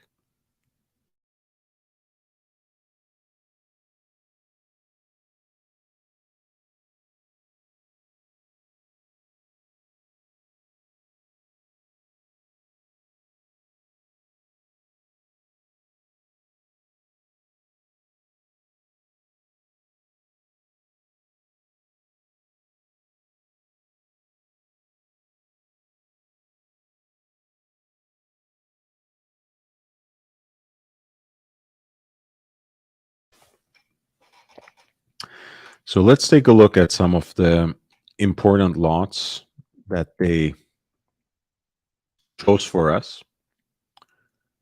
and go from there. I will, as I tend to do it, I will actually copy the link for the online catalog for you. So if there are any lots that you want me to highlight, just write them into the chat. And I will look into them. That was lot 160. Sergio Vieira de Mello's stainless steel Rolex Datejust, reference 16030, estimated to fetch somewhere between 20,000 to 40,000 US dollars. At lot 200, we have Patek Philippe reference 1463. This is a beautiful example of a very beautiful watch in hand-wound Patek Philippe chronograph. An absolute classic. It's called Tasti Tondi by the collectors for its round pushers that are also decorated. The two-tone silver dial is really a thing of beauty. The Breguet numerals, everything seems to be perfectly preserved. The case is nice and sharp. The teardrop lugs are a real delight. As you know, this was the first generation of Patek chronographs that was, oh, what a nice shot of that silver dial.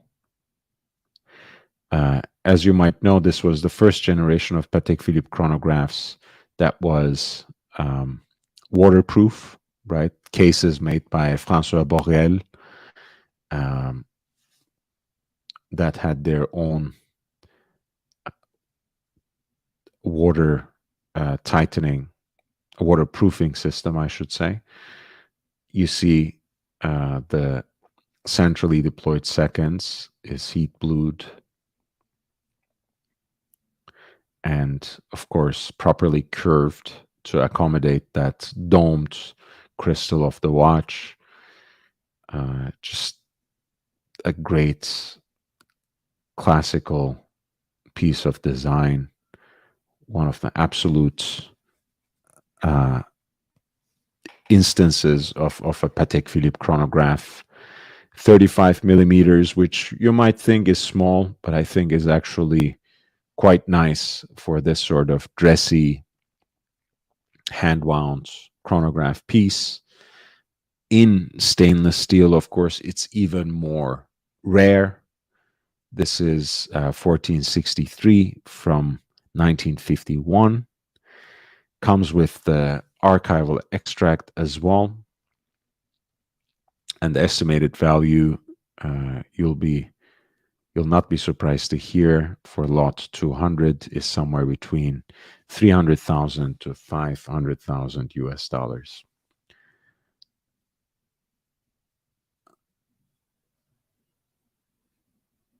I don't know why this keeps disappearing.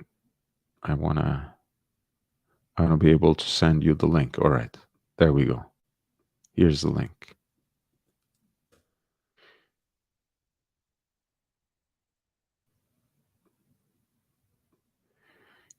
Yes, sir.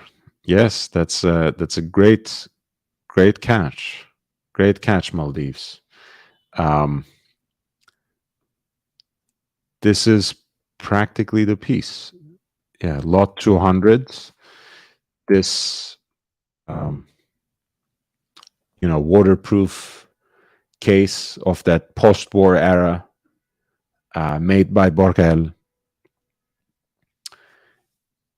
The two-tone dial, the teardrop lugs, the round pushers. A lot of that is carried over to the Fulan Marri chronograph. Right, let's bring up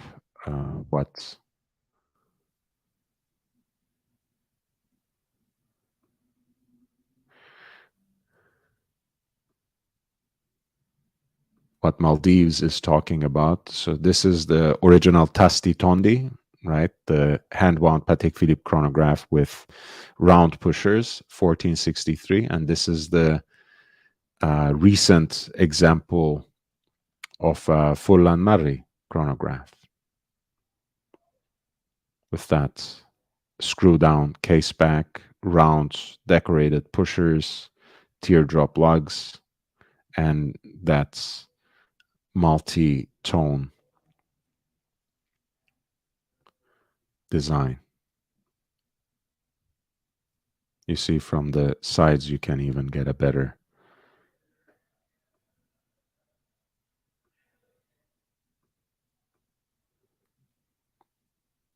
So yeah, if you don't have $500,000 to spare, the Fulamari Mecha Quartz chronograph will serve your needs quite well. We have a beautiful example of that first generation of Patek Philippe Calatravas with an automatic caliber. This is a 2526 in yellow gold, beautiful enamel dial. You have actually a double signature as well, Cuervo y Sobrinos, which is a Havana-based dealer at the time, a jeweler. These are extremely desirable as well, especially with that sort of double signature. A lot of beautiful classical elements of design combined together to make what is a very wearable watch also for our time, especially as a dress piece. A 35 millimeters, again, just like its chronographic counterpart from roughly the same period, 1463, 2526, is a watch that can make a comeback as an elegant and dressy piece. A lot of collectors love these pieces. They're even more collectible with the double signature. In this case, it's Cuervo y Sobrinos, and this particular example is expected to fetch somewhere between $20,000 to $40,000. Antiquorum, Geneva, lot 319.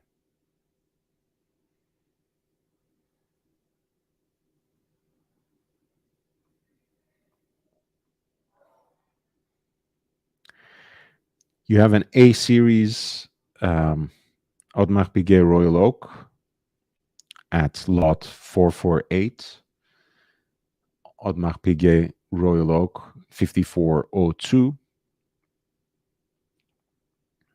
That has a very attractively aged dial, right? Kind of that copper shade emanating outside with the original midnight blue forming a smoky cloud across the chapter ring. Quite attractive, if you ask me. Of course, some might prefer pristine. I would also prefer a clean dial rather than this, but for something patinated, this looks beautiful. That's perfect blend of brutal industrialism and classical elegance. That's wonderful mixture of the elegance of a dress watch and the dynamism of a sports watch. This is where it comes from, 5402 A series, so early production. Beautiful piece, nicely preserved, well patinated dial, and that was lot 448, expected to fetch somewhere between $80,000 to $120,000. And again, that just reflects the uncertainty of these times for the fall auction circuit, right? The fact that they have such a wide range in an estimate, because no one quite knows where the prices will trend at this point in time. No one, they can stay conservative, of course, as always, but they also don't want to scare away potential buyers who are always, of course, in the market for the right piece, even in the context of an approaching recession, even in the context of a new age of austerity. This is the next lot. Again, same reference, this time in yellow gold.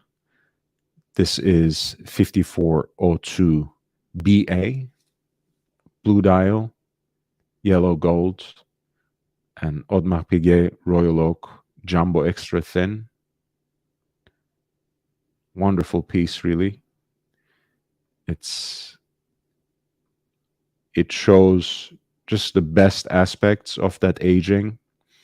I think the mini tapisserie design always strikes me as much more subtle, much more dimensional for that, and much more elegant, again, for that reason.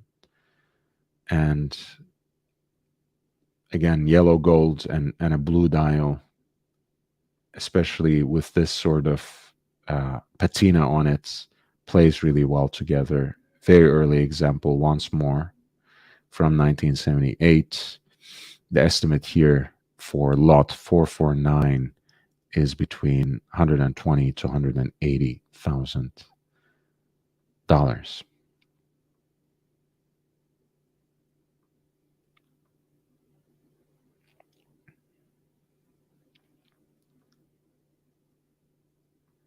So feel free to jump into that link and see if there is anything that you want me to highlight. Again, I'll dive right in myself and see if there's anything that I want to highlight. But here are three more. This is lot 470. It's a Paul Newman Daytona with the exotic dial, as you can see, with those characteristic Art Deco font for the chronograph registers. This is an example that collectors call oyster sotto, so only oyster here, as part of a three-liner, Daytona in red, which reflects well with the minute track there on the chapter ring, and of course the black bezel insert. Riveted bracelets, screw-down pushers. It's in a really nice condition. A beautiful piece again for that kind of, for that segment of collectors. Of course, we are talking about, again, a watch that commands a lot of premium, that commands a very, very high price indeed. This is the Paul Newman Daytona with the exotic dial at lot number 470. It is expected to fetch somewhere between 350 to 500,000 US dollars. Reference 6263, of course.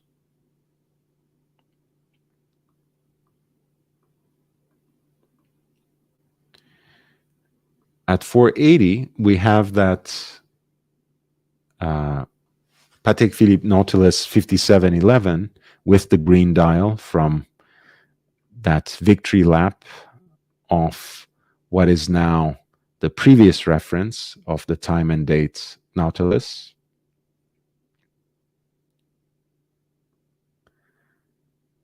This is, of course, a very rare piece because it had a very limited production run. Comes as a full set, as one expects, of course.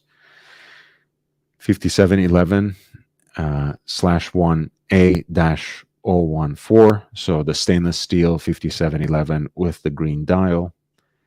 It is, again, expected to fetch somewhere between 300,000 to 500,000 US dollars.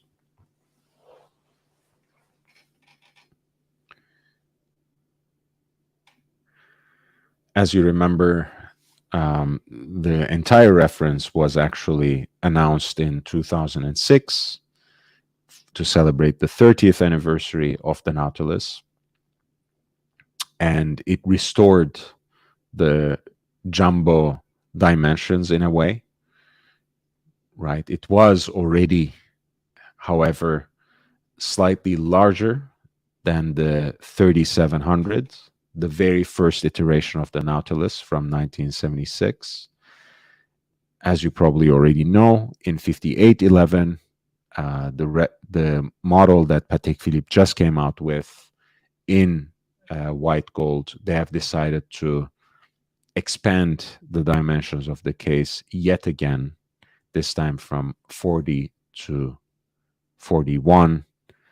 The 3700 was, of course, a 39 millimeter case, and the transitional reference, so to speak, 3800, that family of models was in fact mid-sized, so 37.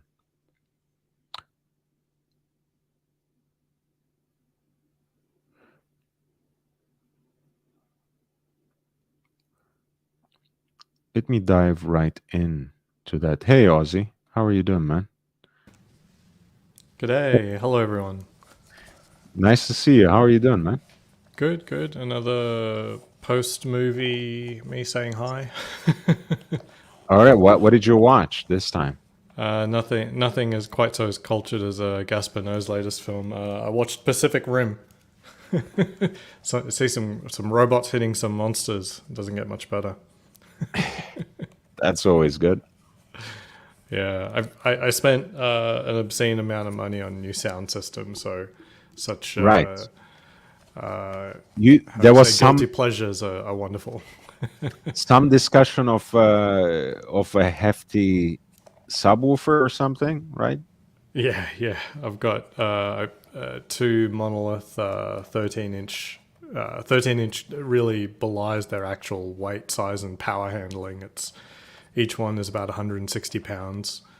And almost have a hernia trying to put them in place, Mm. and they far more resemble permanent furniture than they do components of an audio system.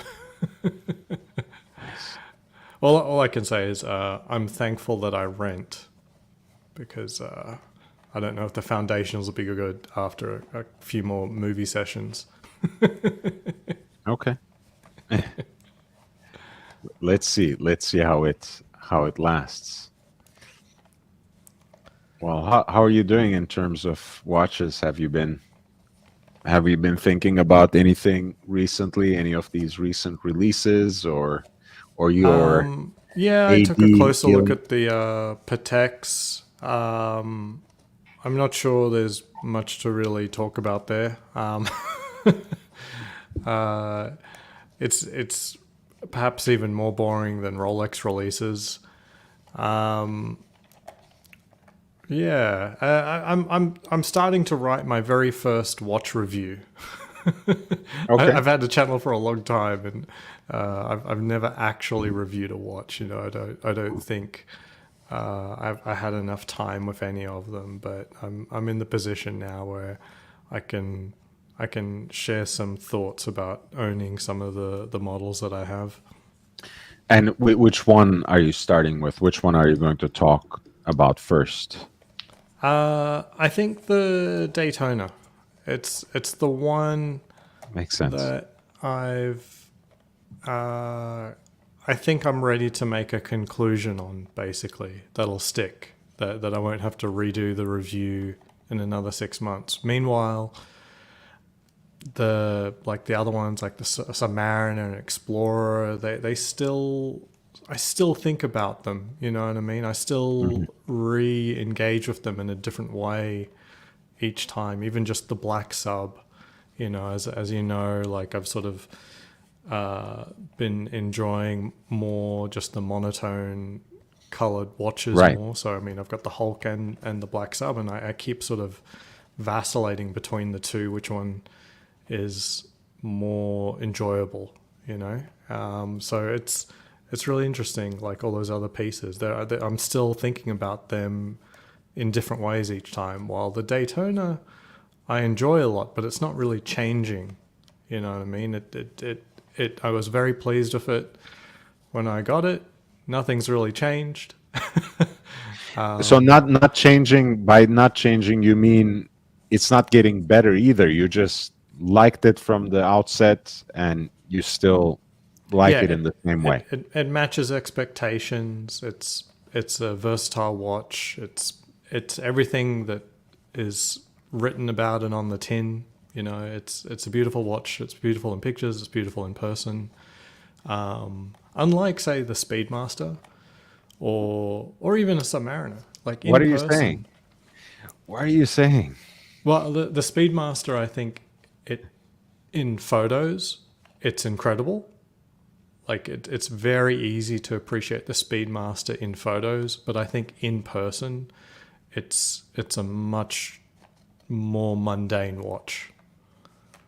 Yeah, it has a lot of curves and you know the twisted lugs and the new bracelet and everything. It in pictures it's really special, but in real life it's a lot more mundane. I put it much closer to sort of the to being more like my Explorer than more like my Daytona. It's a lot more subdued, I despite can see having that. you know triple the number of facets compared to you know my Explorer. But I really put it in the same vein. It's very versatile, but it's really not flashy in any way.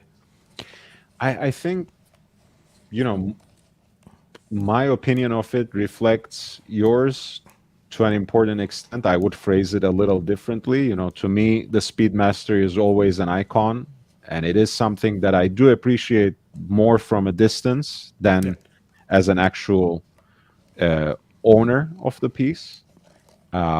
It has never, at least the regular production Speedmasters, um, you know, in my lifetime, never really hit me in the way that I was dying to own one. Um, but yeah, when I look, you know, at pieces from the late 50s, you know, those initial references as well as, you know, pre-moon Ed White stuff, I Mm-hmm. can I feel a little different. Those are also, you know, still one of the great things about those so-called iconic models is that they are recognizable through the decades, right? Mm-hmm. And it's not a coincidence that you immediately came up with Speedmaster, Submariner, right? Because yes, they are different in the 50s from how they are in the 21st century, but still, by and large, they're the same watch. They're recognizable almost immediately. And I Yeah. think, in a way, in both cases, when you have certain examples that have lived a certain life, yet still been well preserved, um, and reflect that particular time period in a subtle way compared to the contemporary examples, I always prefer them a lot. Like I don't like any Submariners from the Mm-hmm. 21st century, even the so-called Kermit, you know, the 50th anniversary um, green bezel, Mm-hmm. which is the one that I like, I guess, most from more recent Submariners. But when you pick up a piece from the 50s, from the 60s, even from the 80s, it speaks to you a different way. And same thing with the Speedmaster. Yeah. What's funny about the Speedmaster is that like it has some of the most important heritage, but it's hard to enjoy heritage if you're just wearing the watch. You know what I mean? It's sort of Mm. it's better to have a watch that is actually just a better watch than a watch that has heritage. And it's hard to pick up, but it's hard to be interested in a watch that has zero heritage. I think I personally, I think compared to a lot of other chronographs by a lot of the big names, the Daytona has one of the weakest stories, basically. and and in that way, you're not even attempting to make up for the watch being what it is with something extrinsic, right? Mm. You can only love the current Daytona for what it is as a watch, and it's an excellent watch. It just is. And I So think, there's something about the Daytona, again, that's much more pliable, even from a design perspective as well, right? The proportions of the case are much more universal than the 42 millimeter Speedmaster. Uh, like you said, I mean, in a way, it's also a unisex watch. Really, it's a mhm, 38 millimeter then. So it can go with all sorts of different wrist shapes and wrist sizes. It can come with you wherever you pull it. You can wear it on a leather strap; it will look good. You can wear it on its bracelet; it will look good. It looks great in precious metal, just as much as stainless steel. All these different generations of, from the hand wound Vaju 72 based examples to the Zenith powered early automatics, they all have a slightly different appeal, and all these different iterations have their enthusiasts, more or less. mhm, And again, from a historical perspective, you're absolutely right. The watch was basically called a cosmograph because it was supposed to enter and win that horological space race. It didn't. It was called Le Mans, that other 24-hour race, but suddenly became Daytona. For a while, not many people cared about it, increasingly less when everyone else came out with automatic chronographs. And then suddenly it became Paul Newman's watch, and it was back at it again with Rolex's own caliber. It, in fact, became their new icon, their new flagship. They built their entire marketing strategy on it, everything in house. It mhm. started with the Daytona at the turn of the millennium. So that's a great way to address that problem that suddenly becomes, in fact, the selling point of the watch, because it, in fact, it can be every man's watch, except it's not easily accessible and available as a modern Speedmaster is. Yeah, yeah. And I was at the Bellagio of my mum. I took her to see a Cirque du Soleil show. The gentleman next to us, I noticed he had a Cartier Santos on a strap, and I'm like, that's a pretty cool watch. So, Yeah. so you can use the Daytona for a lot of things, but it does actually remain a sportier piece. That in a refined setting like the Bellagio, seeing a show, I'd say the Santos is a finer choice. I don't feel uncomfortable wearing my Daytona, but I would say it's less versatile than say the Explorer. In that setting, I would say the Explorer is a little bit more refined, but it doesn't have the statement or the class of say a Cartier piece. So yeah, it's interesting. You know who else wears a Cartier Santos on a leather strap? The Oh, king. very cool. I think I it's a was two tone piece as well, just like the one I showed earlier as lovely. part of the Stockholm auction. England could use a king to step in right now, and just do what the royal family does best, and that is basically stand aside and just be apathetic for a little while. If we could just leave England to be run by nobody for a little while, it might help. I think actually Charles III might be the best person for that job that you just described, if you Just know what I mean. yeah, just drink some tea. Job done. That's fine. It's perfectly fine for now. Nice to see you, Bruce G, as well. Nick Butter basically agrees with my friend Aussie Expat here because he's also a fan of the Yachtmaster as well. Daytona and Yachtmaster are my favorite types of Rolexes. In fact, he's trying to acquire a Yachtmaster as we speak with the rhodium dial, right? If I'm not mistaken. Yeah, I'd like to, but I've been given a pretty firm no. So I, I don't know about that.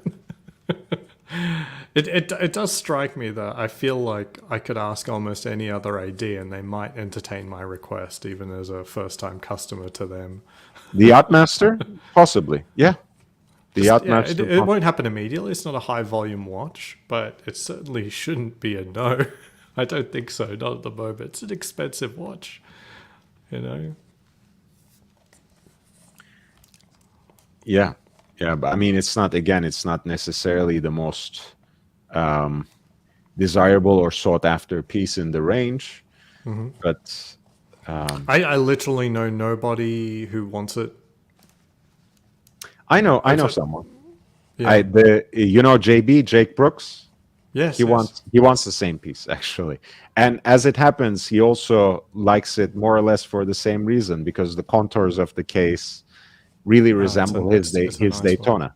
Yeah, which is he likes his Daytona as well. But Doesn't he have a three-piece collection? It's very like low, medium, high, right? So yes, he's got he the has gold that. Daytona, then he's got I can't remember what the medium and low piece was because you throw a Yachtmaster in there and that's solidly medium.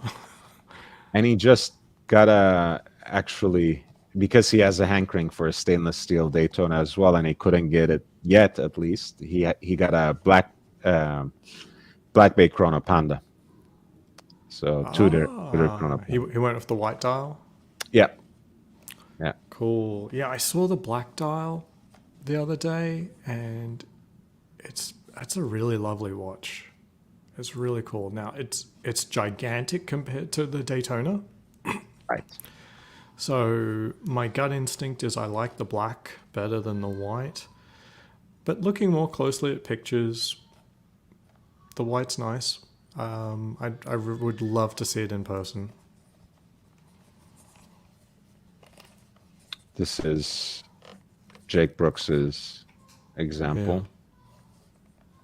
I also wonder if there's any amount of OCD in me that would care if the subdial was covered by the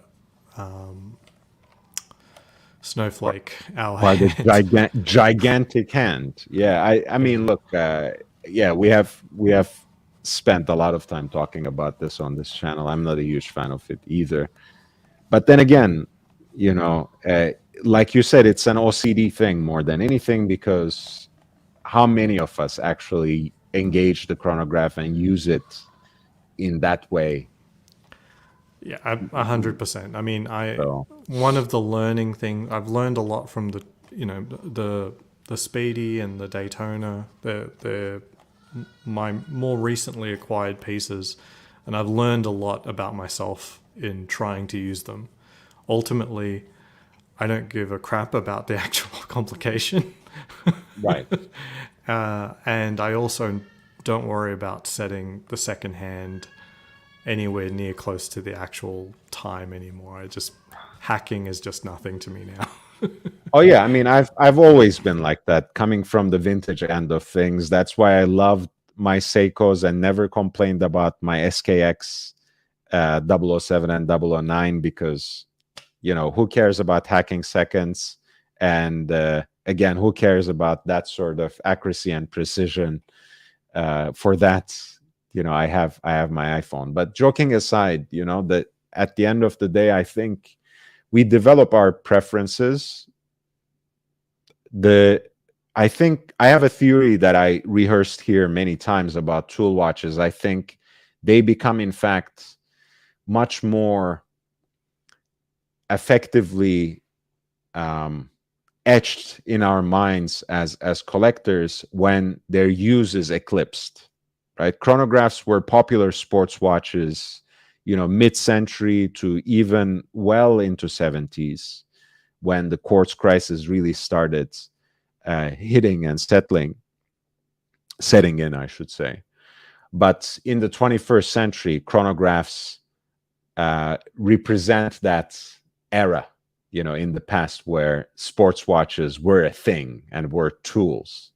They're no longer. So we wear them with that nostalgic bent more than a utilitarian approach. And I've come to love them for that reason as well, not because I really like timing the things that I do. Bezos, thank you so much. $4.99. From my experience with the Daytona, sorry. With the Daytona. Daytona. Yeah. Nice. Nice. With the Daytona, those hands get a little in the way, but I deal with it for the beauty of the watch. And it is a beautiful watch. It is a beautiful watch.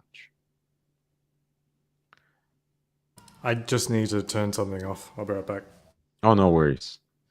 I hope it's not Junior that you're trying to turn off. That might take longer. But yeah, this is JB's new Daytona, as Bezos put it. Wear it in good health and wealth. JB, it's a beautiful watch. Again, I think one thing that I will repeat still, if anyone is hearing it, that's Tudor, you don't have to use everything universally. I know the snowflake hand is your signature, Mr. Tudor. But please, for the chronographs, you can use a different set of hands, just like Rolex signature is the so-called Mercedes hands, but they still use sticks for the Daytona, and that does go some way in balancing the aesthetic of the watch. I do like this watch a lot. Like, I was thinking, like, if I was offered, a GMT or a Daytona, and I was asked to pick something up at the same time, I would be very, very happy if it could be a Black Bay Chrono, for sure. There's someone I follow on Instagram. He's not well known and doesn't have much of a watch collection, but he does have the outgoing Tudor Chrono that's all steel, so it has a steel bezel, and it's gorgeous. So I think the only downside is I think it's bigger than this current model. I think I'm not too sure about it, but I don't know. I really love the all steel look. It's very cool and relatively unique. Bruce G, thank you so much. Thank you. Thank you for the congratulations. He says for $4.99 US, just to say congrats on getting monetized. Hey, thank you. Hopefully we'll have a proper celebration in due time, but thank you for your kind words. I appreciate you. Hey, I know you like pleasing your ADs and SAs, but you want an all steel Rolex Daytona, they're out there. They're out there, and they will cost you just the scheme you described, bundling things with a watch. They will cost you maybe a few $1,000s more than that. You find a pristine, 5-digit or 6-digit with the black dial. That's the one you want, right? You want black dial. That's your preference, at least. Yeah. I'd like to get the black dial. I think it just looks very, very different to the white dial. It's a lot more masculine. It's also a little bit more simple, as in, Mm. it doesn't have to, the whole panda eye recursive look to it. It's very Yeah. classy. No, I like that. That's the reason I love my Type 20, right? All black dial, no interruption, no contrast even between the main dial and the sub dial in terms of color, right? There's a lot of dimension to the dial, but that's something um, that they establish by syncing in and decorating, different pieces of the dial. And ultimately, it has a steel bezel as well, right? A rotational bezel at that, and I think that's a wonderful aesthetic. And I do love the 16520 in either configuration. I would love to get one in white, honestly, if I ever do. Also because it makes more sense in my collection than another black dial chronograph, to be honest. Um, I did include in private chat a link to the steel bezel one I'm talking about, I just saw. and I'm pulling it up now. I I don't actually know the difference between this and the current panda and reverse panda. Um, there's a couple of actual real photos there. Yeah, I Uh, there are few differences. I think this one does not have the Breitling movement. First of all, I think this one is bigger, like you said. it says Um, 41 millimeter. I'm not sure if that changes from the Black Bay Chrono. It also might looks a little bit thicker, but it's hard to distinguish just from photos. I think on paper they're both 41, but I think the manufacturer caliber is thinner. So maybe, I mean, slightly thinner, but I think since it wears closer to your wrist, maybe because of that, it feels like when I tried both of them on, for me, the new Black Bay Chrono, not the Heritage one, um, Yeah, felt smaller, looked yeah, yeah. smaller, wore smaller. I really like the look of this, like the steel and the black and whatnot. Because I mean, black bezel, it's okay, but there's a lot of overlap for me with it and a Speedmaster, the reverse Panda Black Bay. So for that reason alone, I like to have a little bit more of a difference.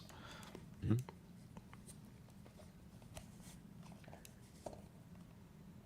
Yeah.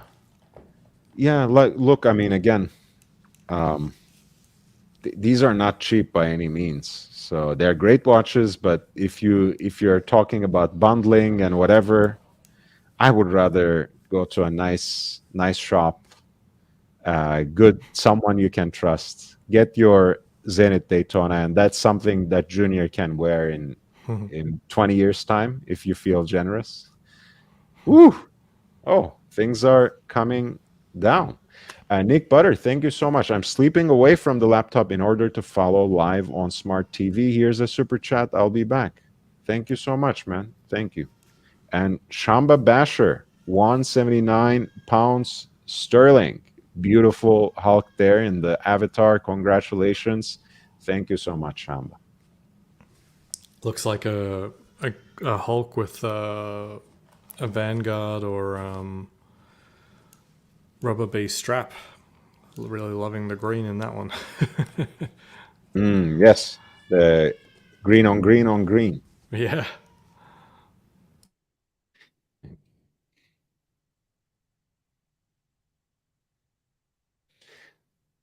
Yeah, the pushers are screwed down on the Black Bay Chronos. It's an Everest strap apparently Ah, cool.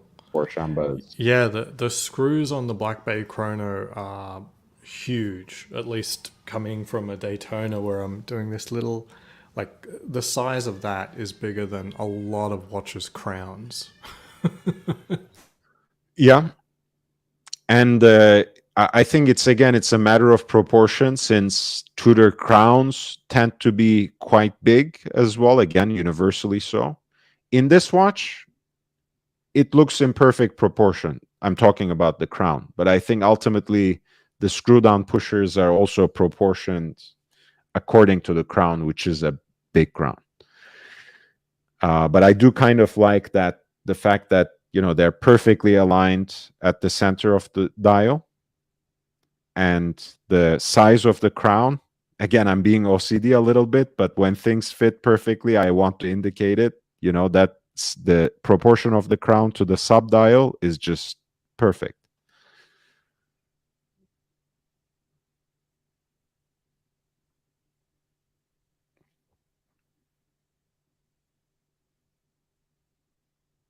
Thank you, man. Thank you. I appreciate you. What was the auction you were going through before I showed up?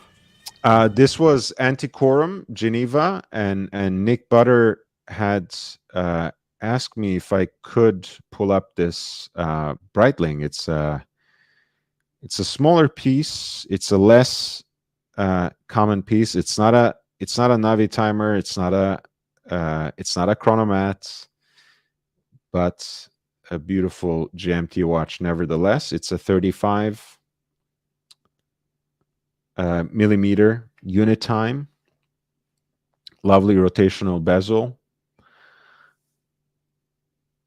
this sort of roulette design on the chapter ring. Quite patinated and even aged. The hands are a little corroded.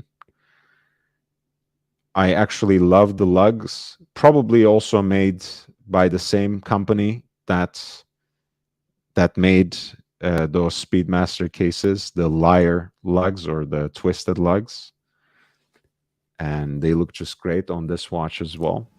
What does the bezel indicate?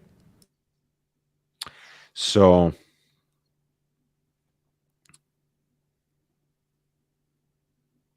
let's see. Let's try to figure it out. I think ultimately this is +2, -2, right? For time zones, basically, or +1, +2, +3, +4, +5. So it's like a more confused version of. Okay, so you got to do the addition in your head, is what I'm guessing. Mhm. So it's just Yes. a reminder. Yeah, because it doesn't have an additional hand, but again, I haven't actually. Is there only a 24-hour hand? No, the inner, there's an inner rotating bezel for the inner one, that roulette design actually rotates, but I've never actually held a reference 2610 in my hand, so I can't really tell you how you put things together, really. But the inner rotating bezel actually, I think, is operated by the crown guard, and then you also have the additional time zone indicator on the rotational bezel as well.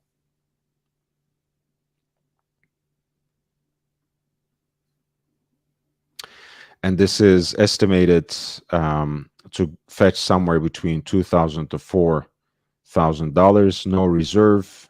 Again, an interesting Breitling watch that I've never seen. 1964. Wow.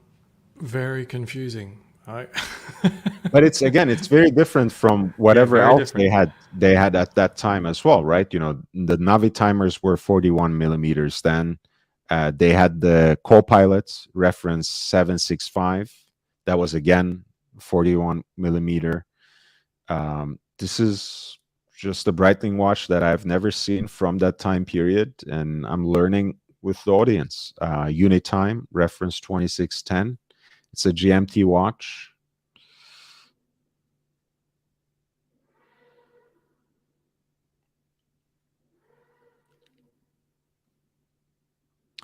Yeah, so Antiquorum, I have highlighted them before because this is the auction house that, well, the watch department is something that was founded in 1974 by Osvaldo Patrizi, and it's one of the pioneers of highlighting wristwatches as collectibles, as as those artifacts that have lasting value. Before Sotheby's, before Christie's, before Bonhams, there was Antiquorum, and that was also in Eichen, in Zurich. So that's why I love paying attention to them, because they were at the forefront, and they still have very interesting watches and very interesting deals over time. Like this Aero Compax, for example, that is in a decent condition with lots of spotting on the dial. Again, from the 40s, you sometimes have to live with it. When you find these in pristine condition, they're very expensive. Eric had one, for example, recently. I think it went for somewhere between $15,000 to $20,000. This is far from pristine. It is double signed, Gombina, in addition to Universal Genève. And the pricing reflects, again, the condition of the watch, $2,000 to $4,000. This is a Universal Genève Aero Compax, reference number 224107, and lot 7.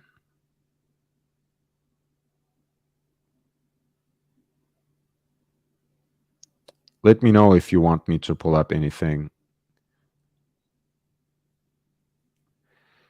Aussie. This is late 60s, or rather mid 60s probably, Tricompax. This is in pretty good condition.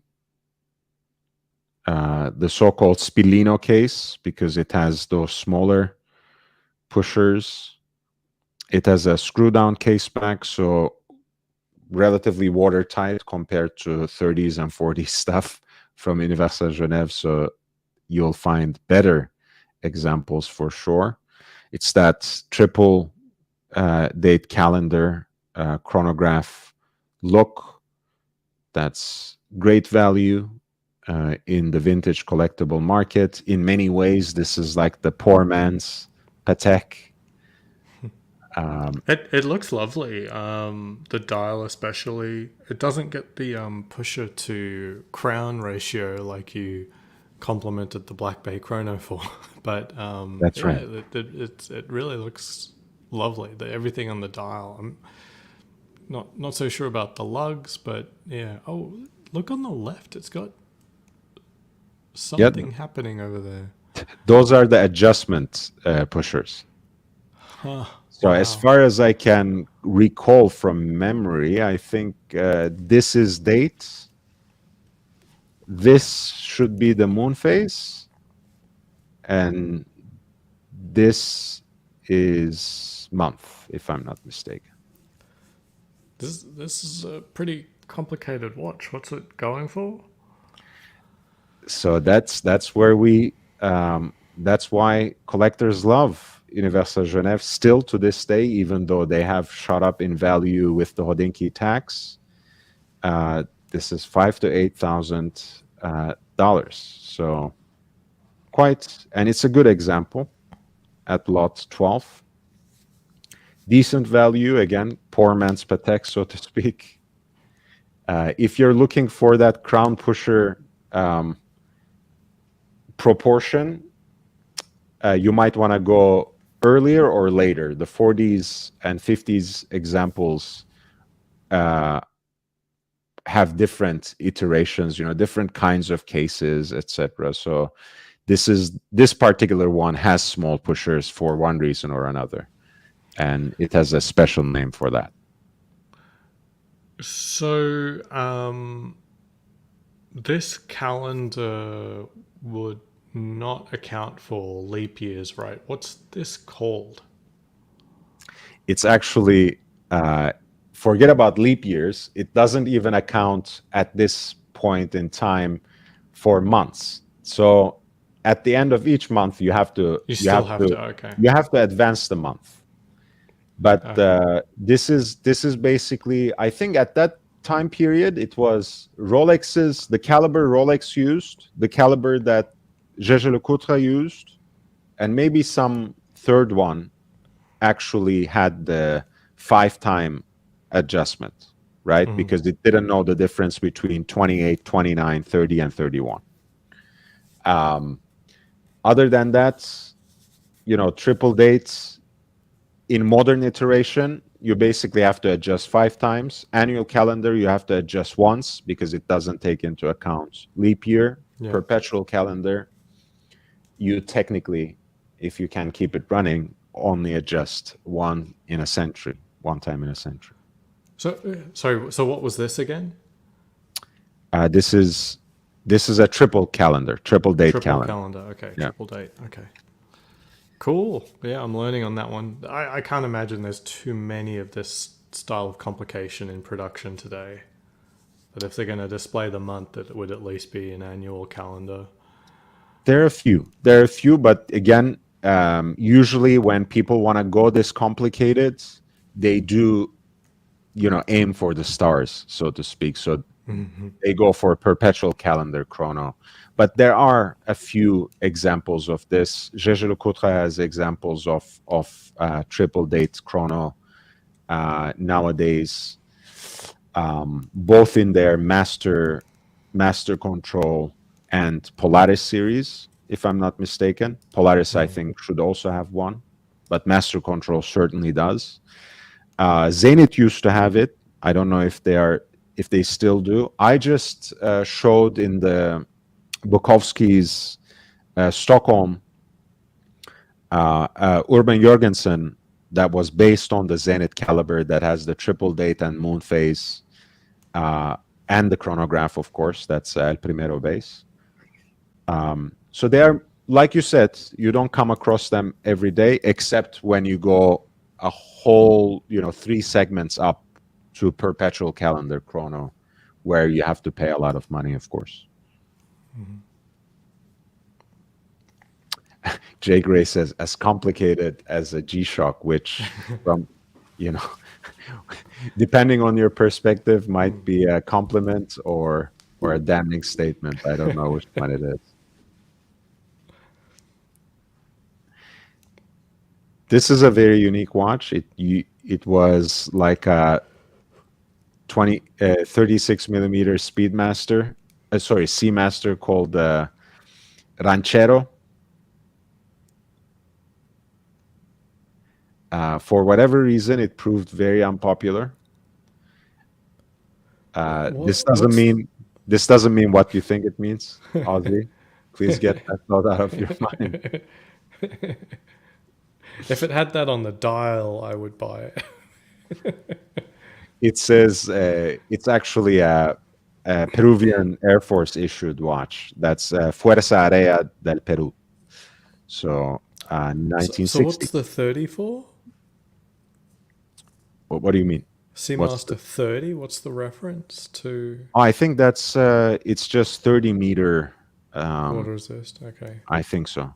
I think that's what it is.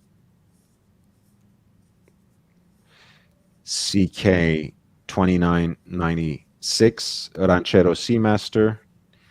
That's stamped on the case back, or engraved rather, as it was delivered to the Air Forces of Peru, and it actually comes with an archival extract as well.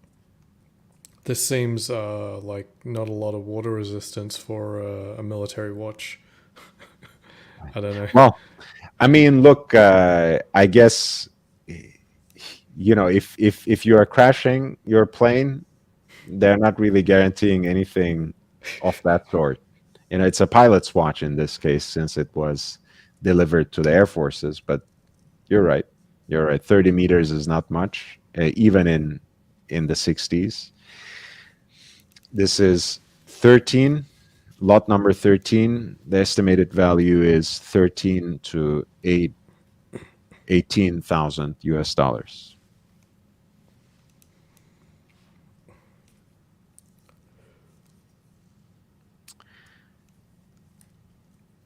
You have an early example of the cosmonaut from 1969, the Scott Carpenter, the 24-hour dial Navi timer.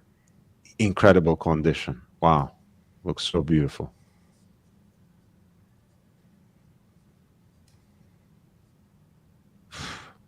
The fact that the loom aged so evenly and right on the precipice of looking like something else, just the perfect color. I feel like one shade darker, it might be too dark. Looks great. Again, because of the that serrated rotational bezel for the scales, Navi timers are notoriously receptive to water ingress. I think it should be somewhere. They should be also right around 30 millimeters, if I'm not mistaken, when it comes to that. So the fact that this has been so well preserved is quite a feat.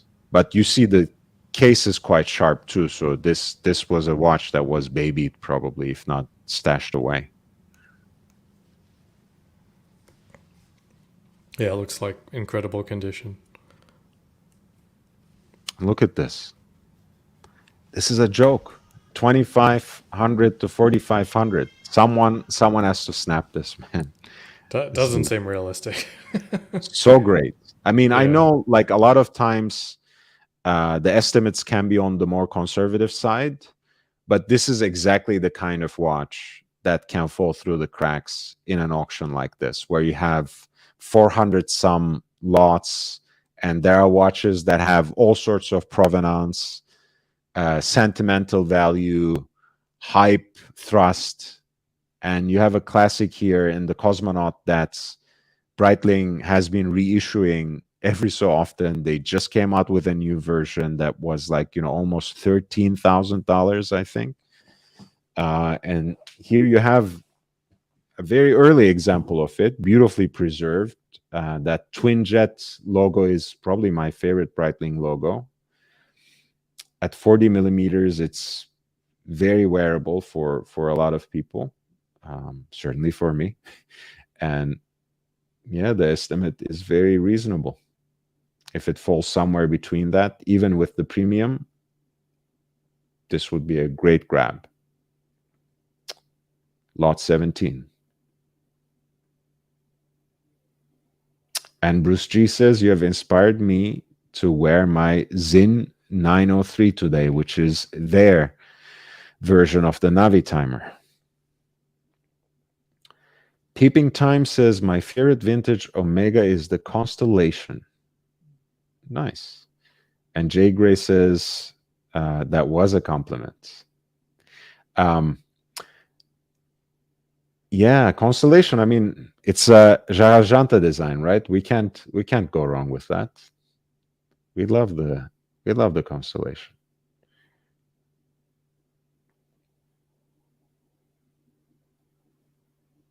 A lot of interesting vintage Omega chronographs, some small sized, but others quite hefty for the time period at least. And there we go. We have this is what my watch is trying to be. Aussie. Not quite as much depth on that dial. Right. The dials, as you see, are slightly sunken. The big eye, of course, for the 15-minute counter. The Breguet script is unique at the time. The T is not crossed. The syringe hands, of course, fit beautifully. The 12-hour bezel for an additional hour counter there. Yeah, I think this is a beautiful, beautiful watch. Of course, these vintage Type 20s have a different case altogether, whether they are military issued or military issued versions or the ones that were sold on the civilian market. They have a much sharper, dynamic, sportier case that reflects the tool watch provenance of this pilot's chronograph.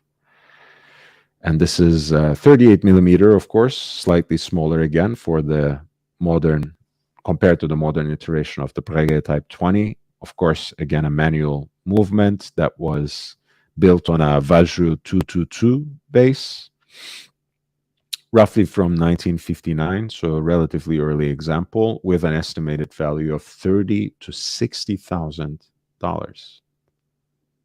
Lot 24. Wow. The dial has such a beautiful shade of chocolate. I might just bite into it. It's beautiful. The next one too is Breguet, by the way, and as it happens, it reflects almost a completely different aesthetic. As you can see, it's the 2-register version with a wholly graduated 60-minute timing bezel. Again, those beautiful oversized Arabic numerals, the Breguet script with the uncrossed T, the 15-minute counter with the fusile hand. The case, as you can see, is a little stockier than the previous example. This is a model that they actually reissued in a certain way in the modern time as well. It was a limited edition. You can still find some examples on the secondary market. Let me see the reference number.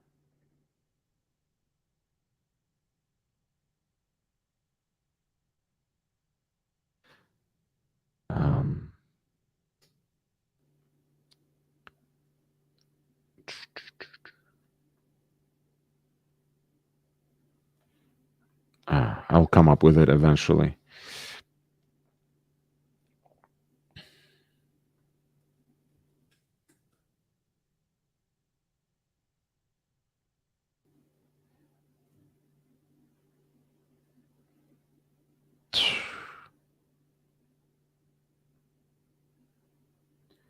That was...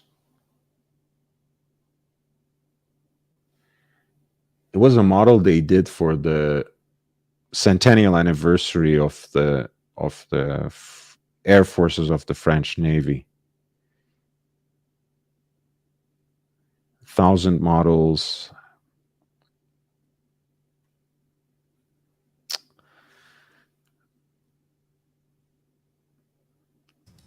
Talking about all these years in the past where the watches were cutting edge, issued to militaries.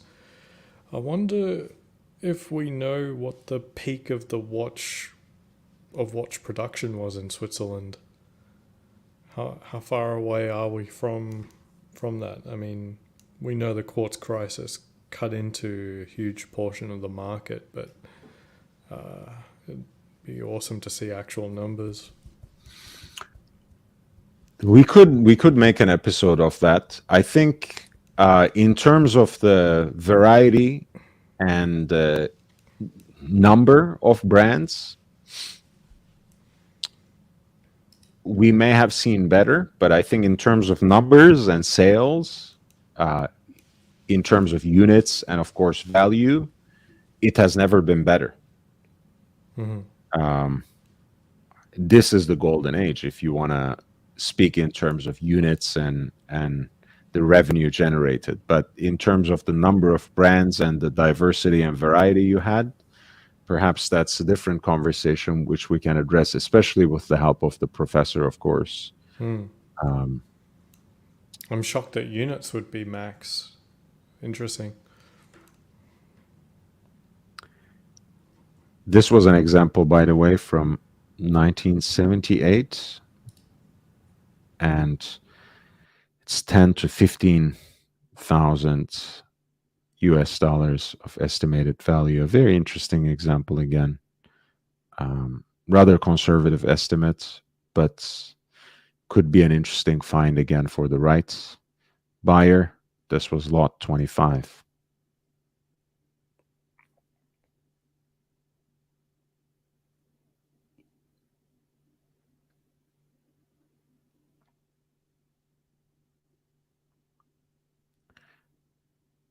A very collectible piece again, especially for those who like vintage Hoya.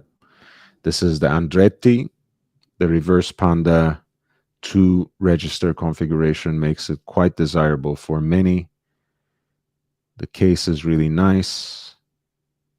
The 12-hour rotational bezel for the hour counter. Very evenly aged and patinated. 38 millimeters. So perfect size really in many ways. Something that offers a different flavor compared to contemporary chronographs for sure. Roughly from year 1969 with a hand-wound movement, and it was apparently purchased new by the current owner in Belgium, 1960s. And it doesn't actually have the word Altavia on the dial, which is really interesting. Lot 30, estimated value of 4 to 6,000 US dollars.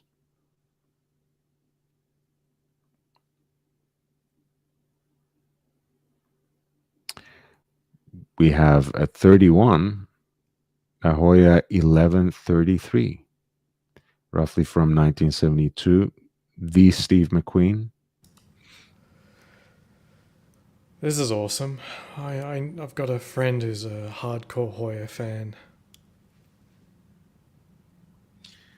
As you guys might know, this was a particular marketing touch employed by many of the pioneers of integrated automatic chronograph movements.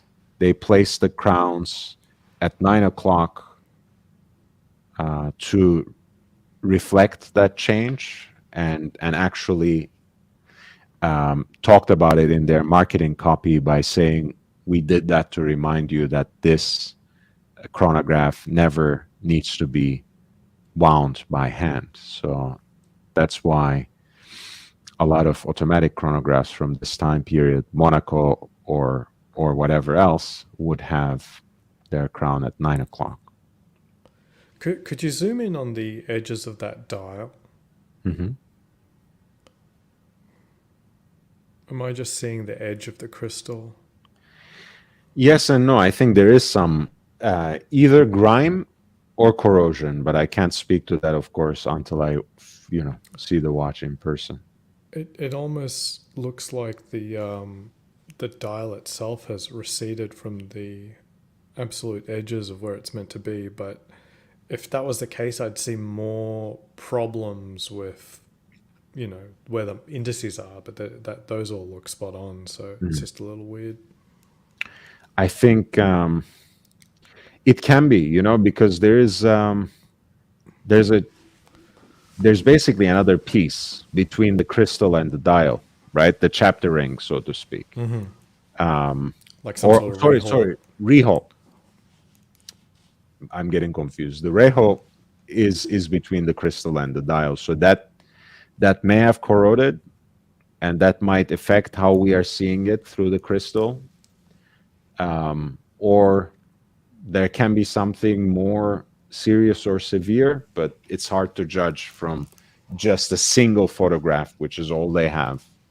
Not the greatest presentation, I might add, but this is it. I kind of like the bracelet, honestly. You can always, of course, put it on something else, but I like it. It really, it makes it very much of that era with that bracelet.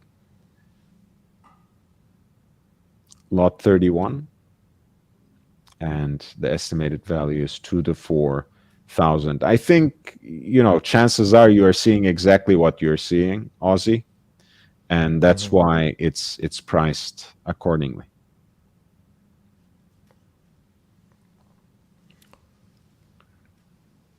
Because I mean, Tag charge a lot of money for their Ortavia, more heritage, inspired stuff. The kind of stuff that actual Hoya fans may actually desire from current production, and that strikes me as cheap if you could get it, and it was in acceptable condition. I mean, the Altavia is actually in a pretty fine condition. This one, there's nothing wrong with this one. Again, it's not a pristine, untouched, unpolished case, but the dial is in perfect condition. It's aged evenly. The patina seems to be matching on the luminous material too, and not in a weird way where you would think like, is this manicured? Is this cosmetically changed? Everything seems fine. So this is actually, I think, very normally priced. If you get this for 5K, it's still a great deal. But for the Monaco, yeah, you have to see what you're actually dealing with. If you can actually see it in person.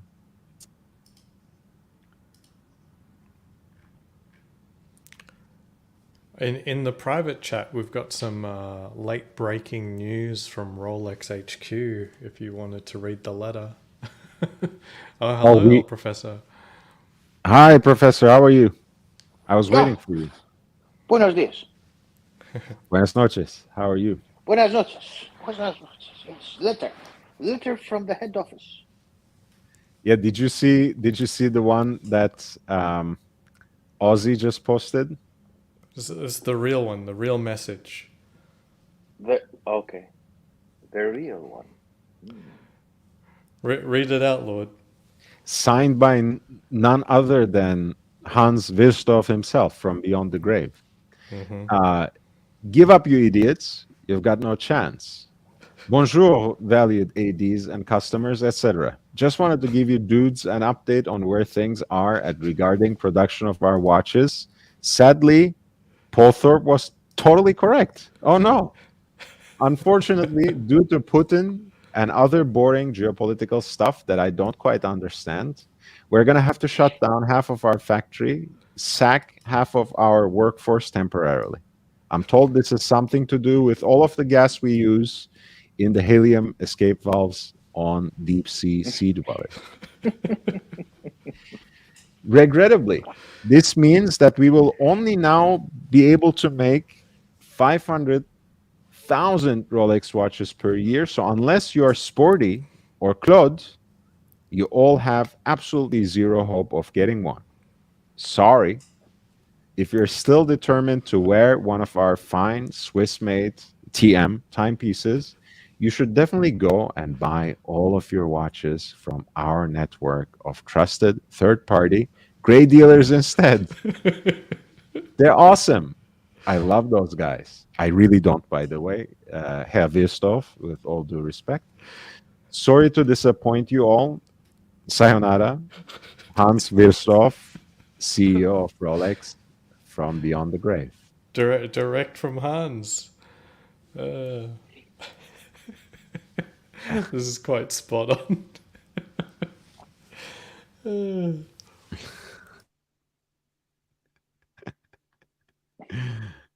Oh, man. Yeah, Professor, again, the audience is showing you a lot of love. As always, I've missed you. Oh, okay. I have Sorry. missed you. I miss Welcome you back. guys. I overslept. I apologize. It was a rough day yesterday because I was finishing this stupid book of mine, and as you know, academics like to poke holes on other people's work. So I I was wouldn't know getting, anything about that. Yeah, yeah. I'm not very familiar with that. Anyway, I sent it to the editor yesterday. they'll come back next week saying, "Oh, thank you, we received it," and then after a month they'll say, "This is all garbage. Go back and rewrite half of it." This is what people do. That's why they have jobs, editors and the like. But having If said this, by the way, if you want to get a similar zip up jacket like the professor, here's one that carries the beautiful patch of the U.S. Army, just to put it out. excellent. U.S. Army, much better than I'm wearing some kind of Venezuelan outfit. It says Colombia.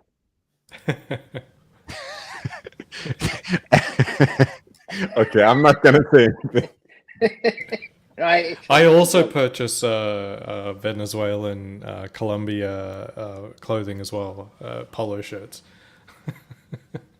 So funny enough, I want to say something to Ozzy.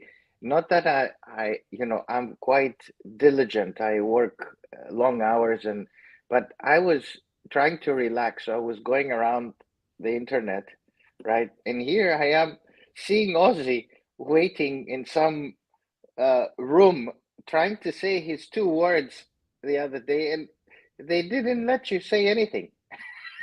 They had Oh, some on kind the of an Broly's argument, these dungeon. guys. No, I'm not. I don't join streams to hog the conversation necessarily. I mean, those guys got into an interesting conversation about what dogs get up to. Yeah, exactly. So they had their own thing, and poor Ozzy was sitting, okay, what am I doing here? When am I gonna talk? I was mostly trying to find an easy way in to understand what my dinner plans were for Thursday next week. Pretty much that was basically all I was trying to do. Oh yeah, Jamie, So, you're gonna see Jamie. That's right. Yes, yeah. There was original plans for King Ben and Jamie, and there's a whole bunch of other people on the list, about 6 others, Right. for us to go to like a steakhouse. And I saw on stream that he said that Tim Wright would be going to that dinner. I'm like, okay. I don't hate people enough to the extent that I would avoid them and people I actually want to see, but there's no way in hell I'm paying steak dinner for someone I don't like. I just wanted to make that clear. And Oh wait, that person never pays out of his own pocket. Is that how it's configured? well, Amazing. I wanted to make sure it wasn't the case. And Amazing. King Ben said, no, don't worry, mate, we'll split the bill. And I'm like, split the bill means something specific in America, and that means actually dividing it up, which is the opportune time for I think there's a new nickname now, Creamy White, Creamer White, Creamy to White. not throw in their credit card. And I'm like, no, I'm not splitting anything. I'm paying for my own. I'm not splitting a friggin' multi-$100 friggin' steak dinner with someone I don't like. But anyway, apparently the whole thing fell through, not through my own provocation. So I'll be having a nice steak dinner with Jamie Opulence, and Nice. and that's it. That's my guy. That's my guy, Mr. World Time. I love Jamie Opulence. Yeah, me too. So I found a good place. I know a few people in the restaurant industry here, and yeah, I found a good place. I would have liked to have gone to Golden Steer, which is a very traditional steakhouse here, very reputable, but I just can't get a reservation. They're just really booked out Thursday through Sunday. We're less than a week out. It's just not going to work. But I did find another place that's excellent. Nice. The Salt Bay restaurant was also one that I considered. Extremely cringy, but No, Forget about cringy. It's just so expensive. it's outrageous. I looked at the menu. It isn't expensive compared to other steakhouses on the Las Vegas Strip, and it has one of the finest locations on the Strip itself. it's still more expensive than that, but you have to factor in all of their meat is Wagyu, while everyone else, I'm sure it's fantastic meat, but it's not. The entire menu isn't just Wagyu, which is what Look, Salt Bay's. I mean, I don't, when I go to Beverly Hills, I usually eat beforehand or, just grab a veggie burger or something of the sort. But they have a location there, and I know usually when people sit down, it's no less than $200, and it would surprise no one. I guess Oh yeah, I'm what you call a frugal person, so I'm not in the mood for paying $200 or more for something that I don't really eat anyways. right. So You're quite correct. Yeah. But you're right. It would be around 200, I would expect. At least. I mean, you look at the menu. Like for example, they do have a few steaks at like $120 to $160. But you have to remember, like just a ribeye over at Gordon Ramsay's steak restaurant over at Paris is $110 for a ribeye. So if you say it's a Wagyu ribeye, then I can't say it's literally the worst value. But what I have learned, like the person who I know who works there, they said they're very, very pushy. As in, while you can get away with an order that is reasonably fair value, as I said, it'll be absolutely more because they're providing you Wagyu, so it's more. There are options in there that are just completely insane. Like they're golden encrusted stuff. Like you take the same 12-ounce ribeye and then a fillet or something like that, and then get gold. It's $2,500. and of course, I mean, you're eating a nice dinner. You want probably something to drink as well, so it quickly adds up. I don't know. I'm just too stingy, I guess. Yeah. Is No, what it is. it's certainly not my taste normally, but it's Jamie opulence, man. I'm intimidated. The highest end watch I've got is a Hype watch. He's got the Pateks. Right. And it's his first time in Vegas. I try to find something nice, and the Nusret restaurant is located outside of MGM Park. It is a beautiful fit out that they've done there. It would be an experience if you can get away with ordering something remotely sensible. Yeah, Jay Gray's we're going off strip. So I was either going to go to Golden Steer, and I won't mention the other one in case there's some people who want to follow us. I don't want to be followed. Right. You don't have to expose, the location and time and whatever. But yeah, I'm glad you guys are meeting up, and that's, that it's, it's the two of you. Love you both. Enjoy yourself.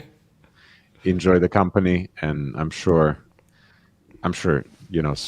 everyone else can join on some other occasion. I completely agree with you on freeloading. That's again, that's why, that just gives the watch YouTuber a bad name in general, because that's where the whole e-begging terminology comes from, right? Because here we get super chats and other sorts of contributions for the work we do. But if you feel entitled to someone else's money when you're going out for drinks and never offer to pay for anyone else or simply your own, that's a hard no. Yeah, you're absolutely right. Yeah, Jay Grayswater says food in Vegas should be in a strip mall, and joke. So Golden Steer is probably the most traditional, staple, 100% class steakhouse, and it is off strip, but it is at a strip mall. So next door to it is a hummus Vegas and grill and a Capriotti sandwich shop.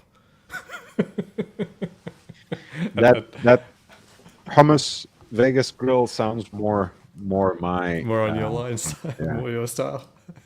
Exactly. The good news is that this channel not only talks about watches, but we have predicted the downfall and resignation of the British Prime Minister.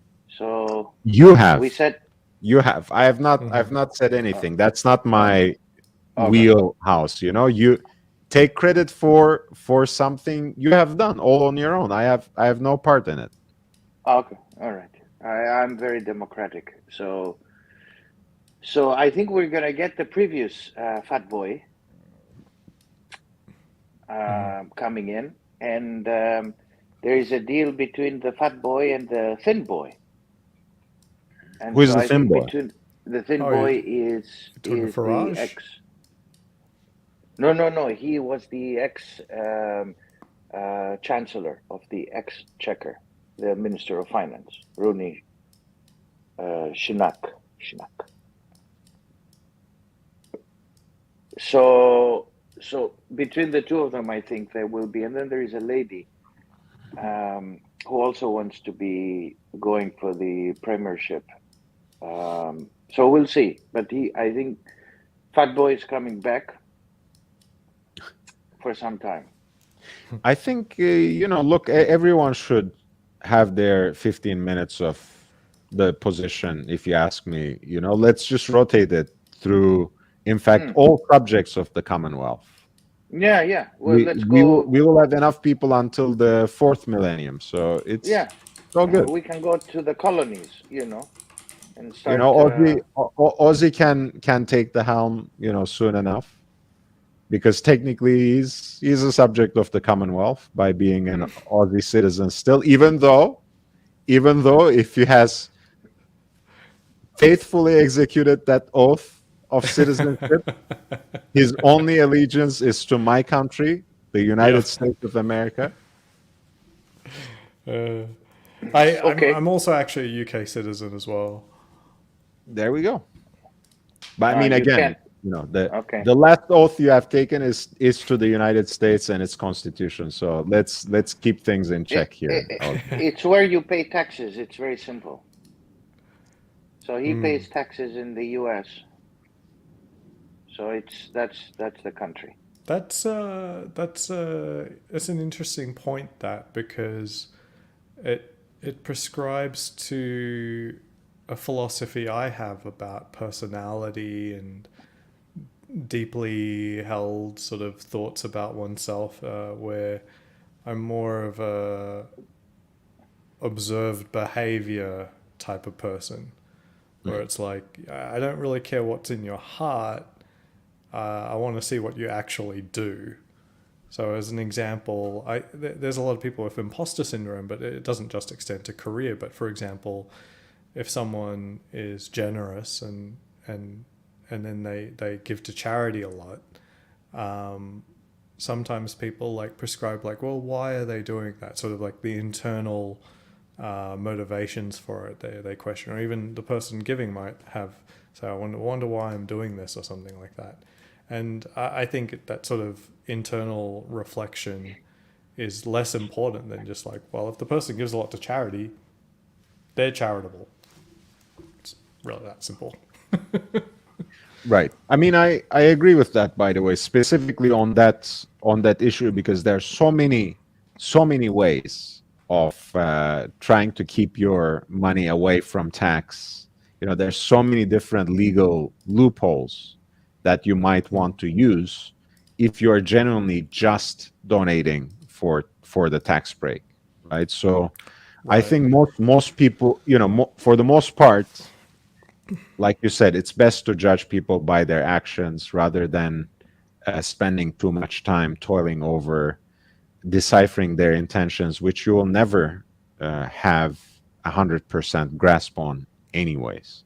Yeah, yeah. And likewise, just on the simple tax thing, if you truly don't like a country, you won't pay their taxes. It's ultimately, it will work out like that. I can see Yeah, that. but some people don't have the choice. Um, don't have the choice not to avoid taxes. I mean, especially for you guys now in America, if you keep your citizenship, um, and you have global income, you need to precise it and declare it. There are You're ways right, around but I it, mean but that's if also if kind you're of big, why Richard Mills exists, right? yeah, but wealthy people don't care about the really wealth. They don't care about $1 million watch. I'm talking about the very big guys.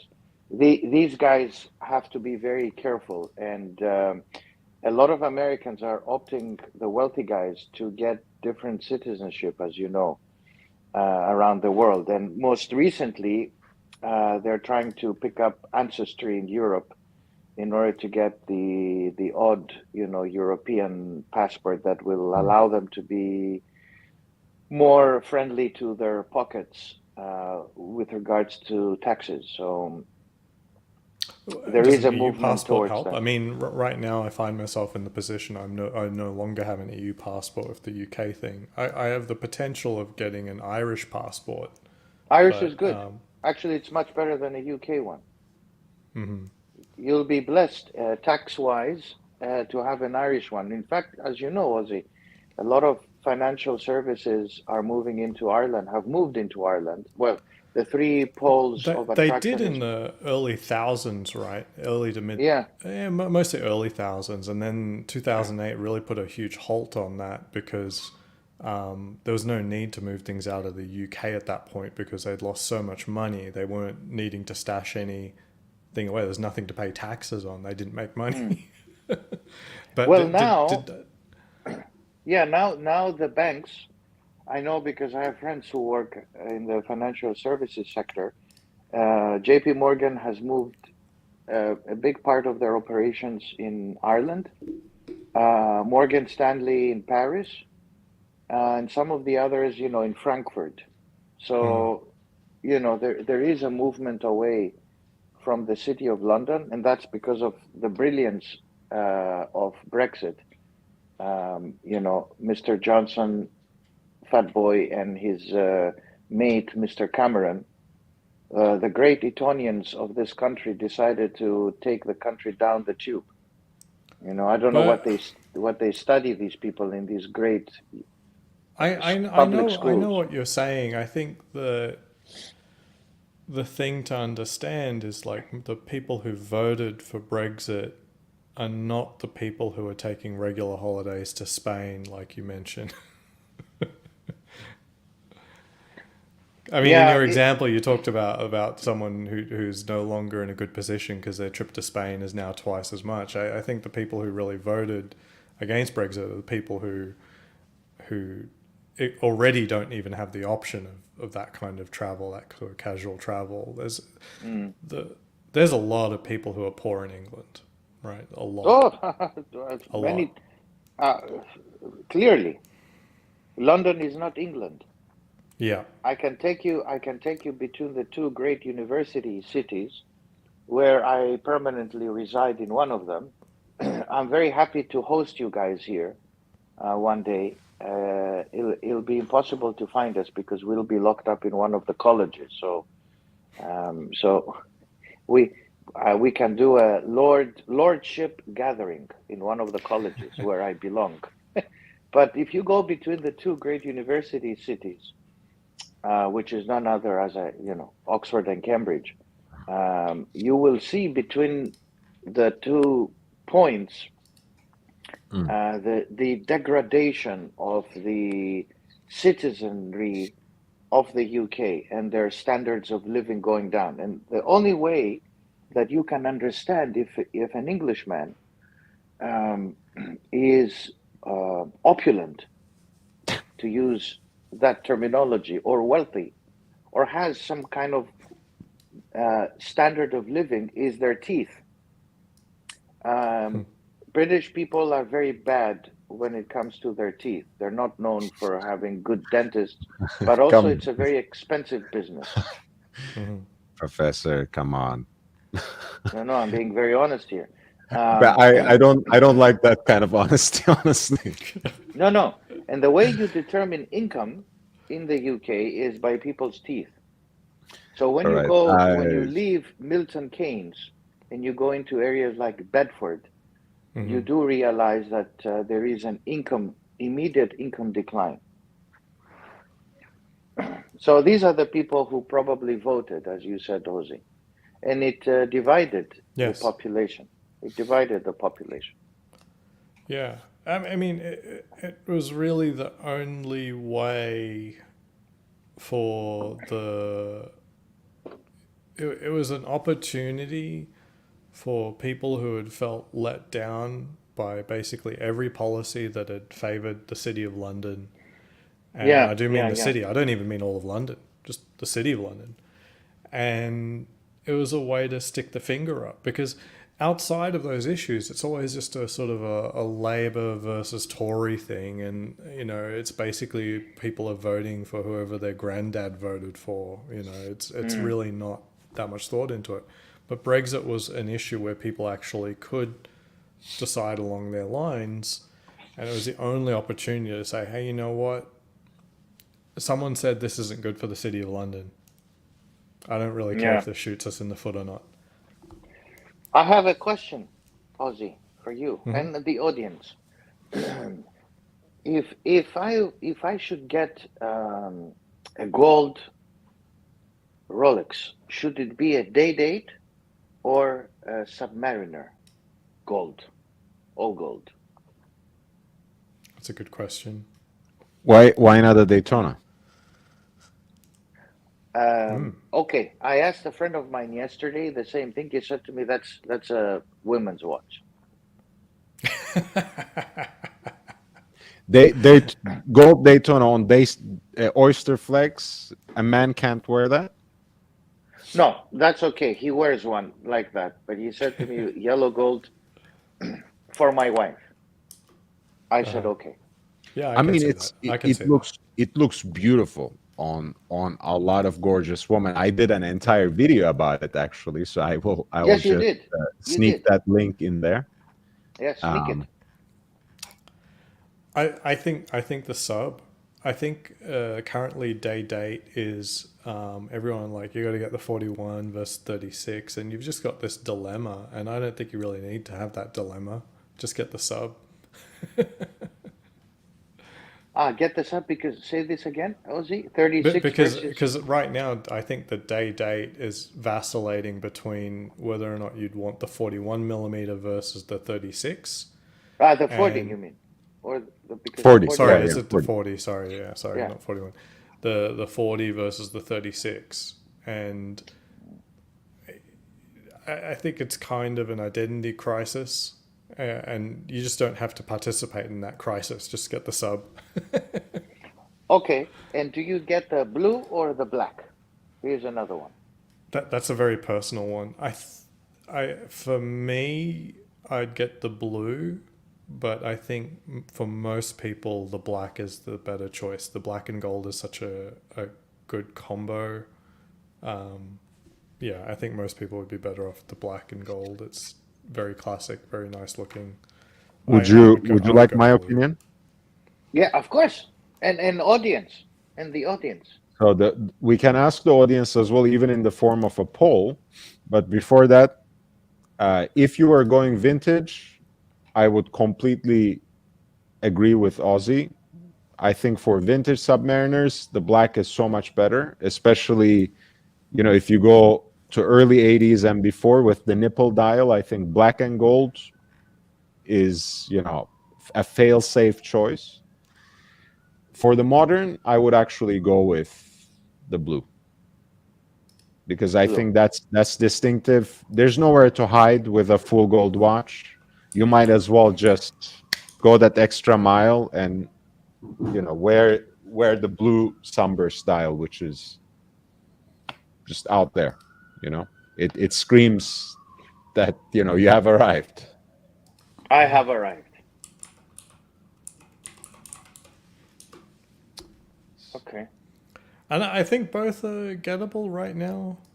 It's a very pertinent question if you've got the money laying around. I think it's more available the sub than the day date. No, they're both good if you want it. Honestly, I think right now. a lot of ADs would love to sell you a gold watch. Okay. I'm reaching this stage in life saying, okay, I was very modest with my previous decades. Let's go crazy on the next remaining ones. Yeah, you get into trouble with gold watch. Like Why? as you pointed out, you get the Greek prime minister. You go just get yourself a few tutors. You'll never get into trouble with the tutors. Yeah, but he's the prime minister, so you're okay. Yeah, I think the prime minister is okay. Usually, Oh, in terms of okay. in terms of his security, he can wear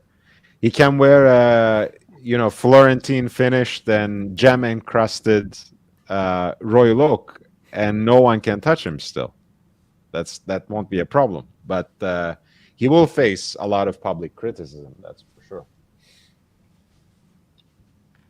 But then, if you get the gold sub in the next scholarship meeting, professor, those Aquanaut people might come against you and ask you to delve a little deeper into your pocket. No. Yeah, it is an issue. You need to just make sure you stitch your shirt so it doesn't come out. Stitch the shirt into your That's why you skin. should go for the white gold sub. Oh my God, that's the blue one. Yeah, that. And yeah, unfortunately for black dial now, which You is know, that's what I never understood. Both in the case of the Cermet slash Starbucks and the new white gold, like might as well have discontinued them. I think they have literally taken a step down. I don't really understand it. I know there's a lot of people who've bought them, the Starbucks, the Cookie Monster. I I don't get it. I mean, it's as if they were. To me, it's sort of like if you were born yesterday. You know, as in they're great on their own, but the previous version was, had more character. It was complete. Right. I think there is an interesting question posed by Jay. Yeah. Why a Rolex, Professor? Why a Rolex? Why? Why? Okay. Why? Well, yes. There is a special. People don't know. I have a special relationship with the brand. It goes back many years. Um, it can be all the others as well. No offense to the others. Since we destroyed the last time we spoke, Patek Philippe, I'm not going to wear that. So there goes that, the 58, 24, and 65, 29, and all the garbage that they mentioned in their recent release. AP is like, it's an interesting watch, but they produce the same watch every day. Vacheron is beautiful, but, they should keep it. Omega is very nice, beautiful as well. But, it's not for the next, 20 years before I kick the can.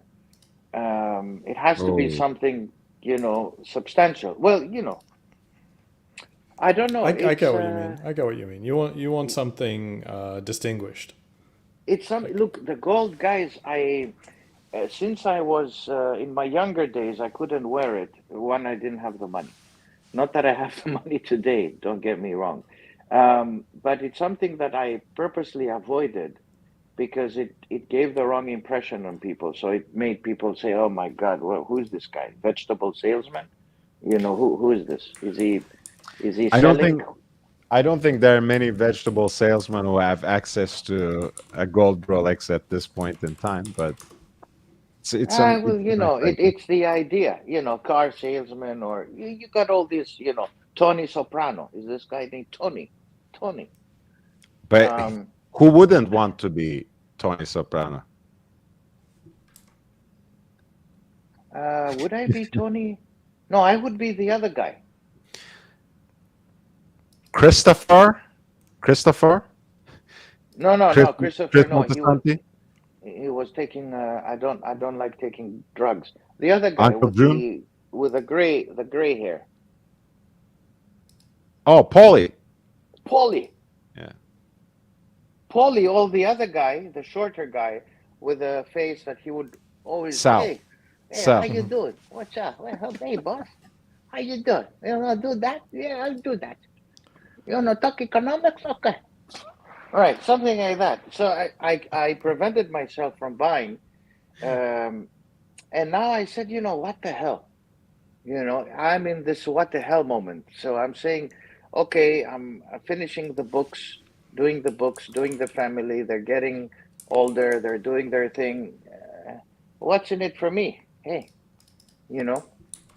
And you don't want to wear, even if I had the access to buy this 5824, this white gold Patek, would you really want to wear it every day? I don't know, and all the other Pateks, they're all kind of leather bands, and you can't take it with you in the summer. You're worried something happens to it and all of that. Well, anyway, most people will think it's a fake, even if I wear the gold one. They'll think, okay, this guy is on top of his. Oh, Professor, the other thing that I like to think about with some of the pieces that I'd buy, and certainly one that was more expensive, certainly like an all gold piece, is I think the quality of it being unisex is actually a huge bonus if you have children and you hope that it would be cherished for a longer period of time, obviously. In which case, I think you have to go Daytona if it's an option at all. Because 38 millimeter, it works well on both girls and boys. I don't know the sex of your children, but Boy, girl. your grandchildren Well, actually, will eventually yeah. have this watch. Girl, boy. Old girl, younger boy. So like for that reason, I really love unisex pieces. I wish the watch that I got for my daughter was, so I got an OP36 to commemorate her birth. That's for my wife. It would have been better if we could get the turquoise instead of candy pink. So the size is unisex, 36 millimeter, but the dial is, a guy can wear the candy pink one. It's just not super ideal. I'd wear it. If I'd I'm wear wearing, it if I'm, especially if I'm wearing this Western shirt, I think it can balance it out. I wouldn't wear pink on pink. Like when I'm wearing a pink shirt, I wouldn't wear the pink watch. But I think it can be integrated into the style. Yeah, it's much better than the previous pink. But yeah, just from a sizing perspective and desirability, the unisex aspect of the Daytona shouldn't be passed off. If you do have children and you hope to pass down these watches, the unisex thing is, I think, a huge plus that you shouldn't ignore. Okay, so that's the green Daytona. Yeah, very desirable in yellow gold. The other dials in the yellow gold, I do like the champagne with gold indices, but I think the green is objectively nice, and I'm not just saying that because musicians are associated with or something like that. It's That's its color. Yeah, the guitarist, whatever. Yeah, John Mayer. Huh? Mm-hmm. I kind of, I mean, again, I know people have bashed Omega with this particular release because they have said it just piggybacks on the success, on the newfound success, in fact, of the gold Daytona with the green dial, red accents, John Mayer. But I kind of like this one, except, of course, for me, it's kind of a cognitive dissonance when it comes to having a Speedmaster in gold. For me, again, I've always liked to think of it as an everyman's watch, and it has, for that reason, perhaps also kind of exhausted the genre over the years. But still, I mean, this is a very handsome watch. It's undeniable. It is, but I think the 3861 movement is kind of trash for No such an comment. expensive watch. Yeah.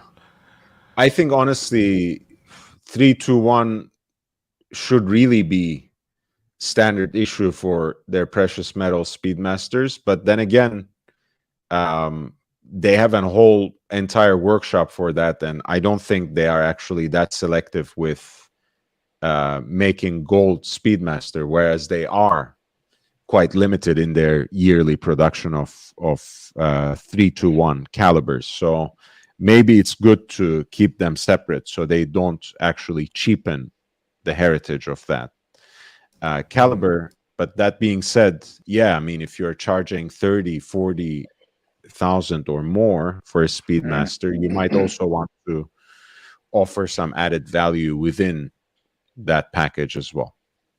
I agree with that. Not, I wouldn't say that the 3861 is trash necessarily, but you know, you have to I think justify it to very steep jump. yeah, I in already think price the tag. steel standard Moonwatch with 3861 is overpriced. You should be looking for a discount on it, and to then pay this to get the same movement in a watch that's like quadruple or 5x or 6x. It's I don't know. I just don't love gold enough for that. Oh, thank you, Jake Brooks.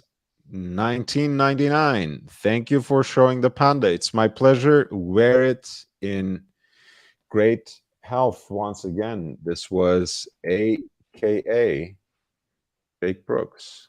Let's pull it up once more. And hey, it's only a matter of time. You have the Black Bay Panda, you have the exotic dial Paul Newman in this art form, and hopefully one day you'll have perhaps your own exotic dial Paul Newman. Who knows? Everything is possible. Yeah, the only one I'm thinking, Lord, that I would go for is the some kind of Lange. I was gonna say, but then again, you know, I'm a little more tuned into Yeah, you know that dimension of special relationship you talked in, so I didn't want to just bring in yeah, any other brand. But for me, you know, some people were complaining about Lange's price increases recently, and I was thinking, because I was in South Coast Plaza for that collectors event, right? yeah, Of all the boutiques, Tourneau, and that's a multi-brand boutique, and they were serving a lot of good free alcohol, and Lange. These were the boutiques that were overflowing with people. So there's a lot of genuine interest and enthusiasm for the brand, even for people who don't necessarily tap into that segment just yet. There are a lot of people who are aspiring to a Lange at this point in time.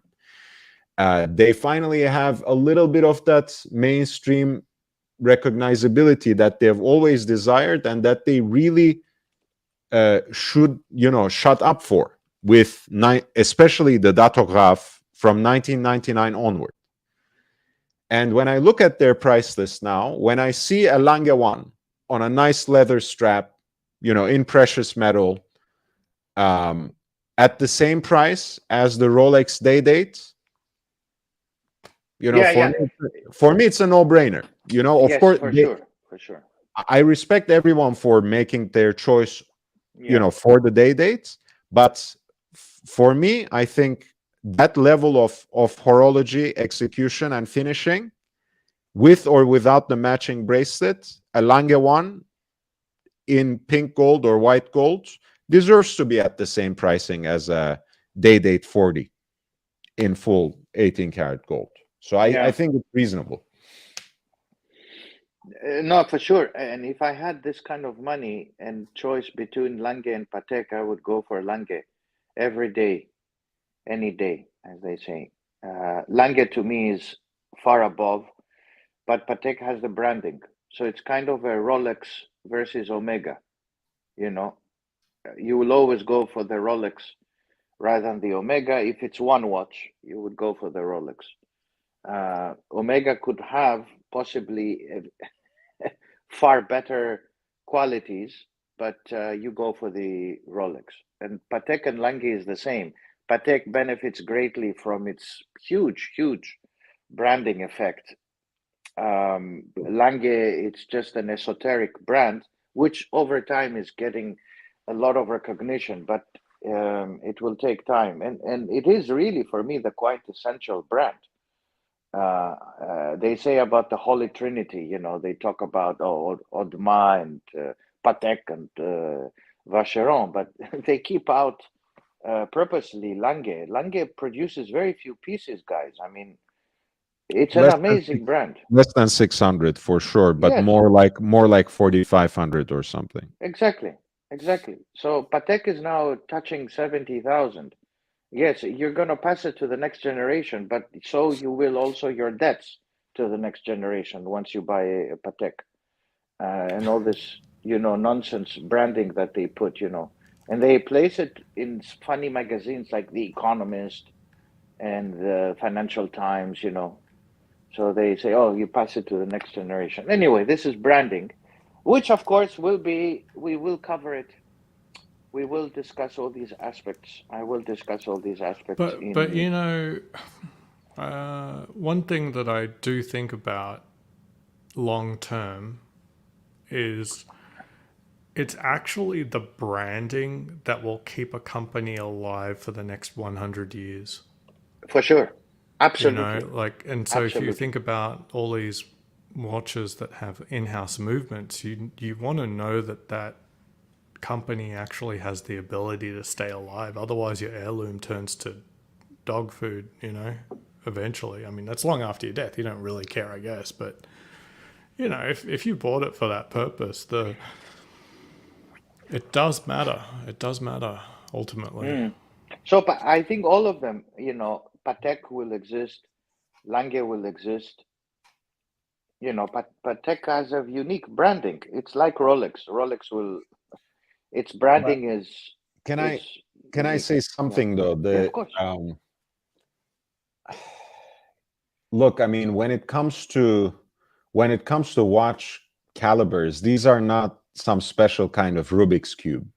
You know, when the brand disappears, it's not like people are suddenly unable to fix that movement at all. I mean, an expert watchmaker can pick up a pocket watch from a century ago, disassemble it, clean it, replace necessary parts, manufacture if need be what needs to go in, put it together, and put it in perfect shape. So the actual problem is we need to keep that ecosystem alive. Whether Girard-Perregaux disappears or Lange disappears in 3 generations won't matter. If we lose a significant number of mechanical watchmakers, where it will become either prohibitively expensive or unavailable, that's the problem. Otherwise, Lange can go, and your skilled watchmaker can still fix their watches. You're 100% correct. In terms of engineering, a mechanical watch is literally an open book, right? So if the skilled watchmaker, they should be able to go in there and do what they need to do, unlike, say, a piece of software or something like that. However, I think in such a case, the brand is even more important.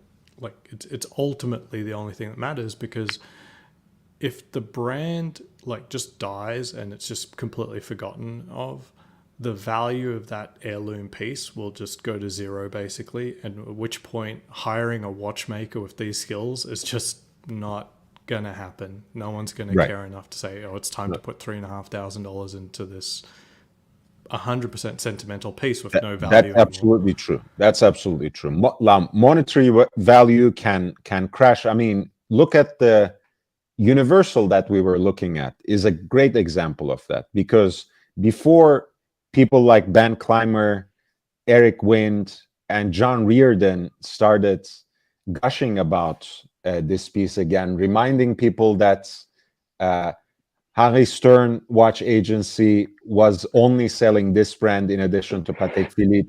Hermes was retailing it in Europe, in Paris, and even branding their own stamp on them, so on and so forth.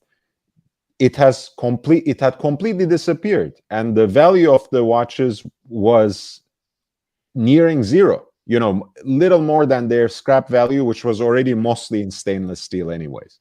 So you're absolutely right, except of course for the horological enthusiast, it will still present the value, and maybe for next generations it will have a sentimental value. But you're right, if the brand disappears, the secondary market tanks almost immediately. Yeah, And you have to think, your heirs are probably not watch enthusiasts, so they will be motivated by these monetary reasons. Oh, it's $100,000. Okay, I'll pay $2,000 to get it serviced. It's not you that's going to be charged with this problem. Absolutely. Yeah, you can't point. go wrong with the big brands. You can't go wrong. That's the other thing. Omega is huge. Rolex is huge. Patek, it's huge. All of them, all of these 4 or 5 brands, Audemars, they're very big. Even if they're family owned, they could conglomerate and eventually become one family owned firm, Patek and Audemars, and still exist. I think there is a certain sense of survivability.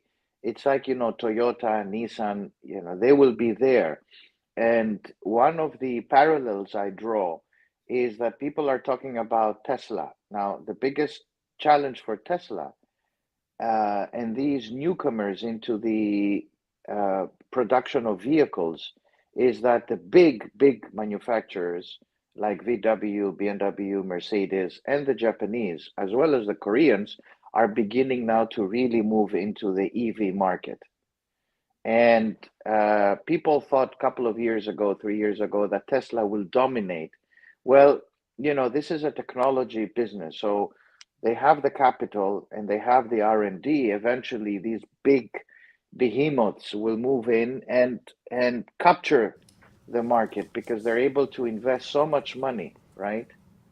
It's going to be. Sorry, go ahead, Ozzy. Go. I think Tesla's advantage at the moment isn't their lead in any particular car over EVs coming out from other manufacturers. I'm not a fan. However, I will 100% recognize all the kids think it's cool to have a Tesla.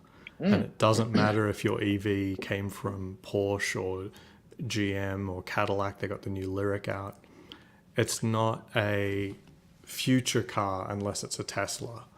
And so I think Tesla's biggest value is by far and away they have managed somehow producing very mediocre cars to somehow have the same gravitas as a Lamborghini. It's a show-off car, even if it's got the interior of a Toyota Corolla. Yeah. Well, I mean, since we were stereotyping earlier, I'll say this: it's not even only the young people, but the worst people drive Tesla. I mean, I was just about to pick a fight with an older lady who was driving Tesla. They drive me mad. Like all the BMW drivers have shifted over. It's almost a different species. I mean, it's really strange, and it, joking aside, what you're saying explains that, because to me, it absolutely matters the kind of choices you make in life, especially where you put your money where your mouth is.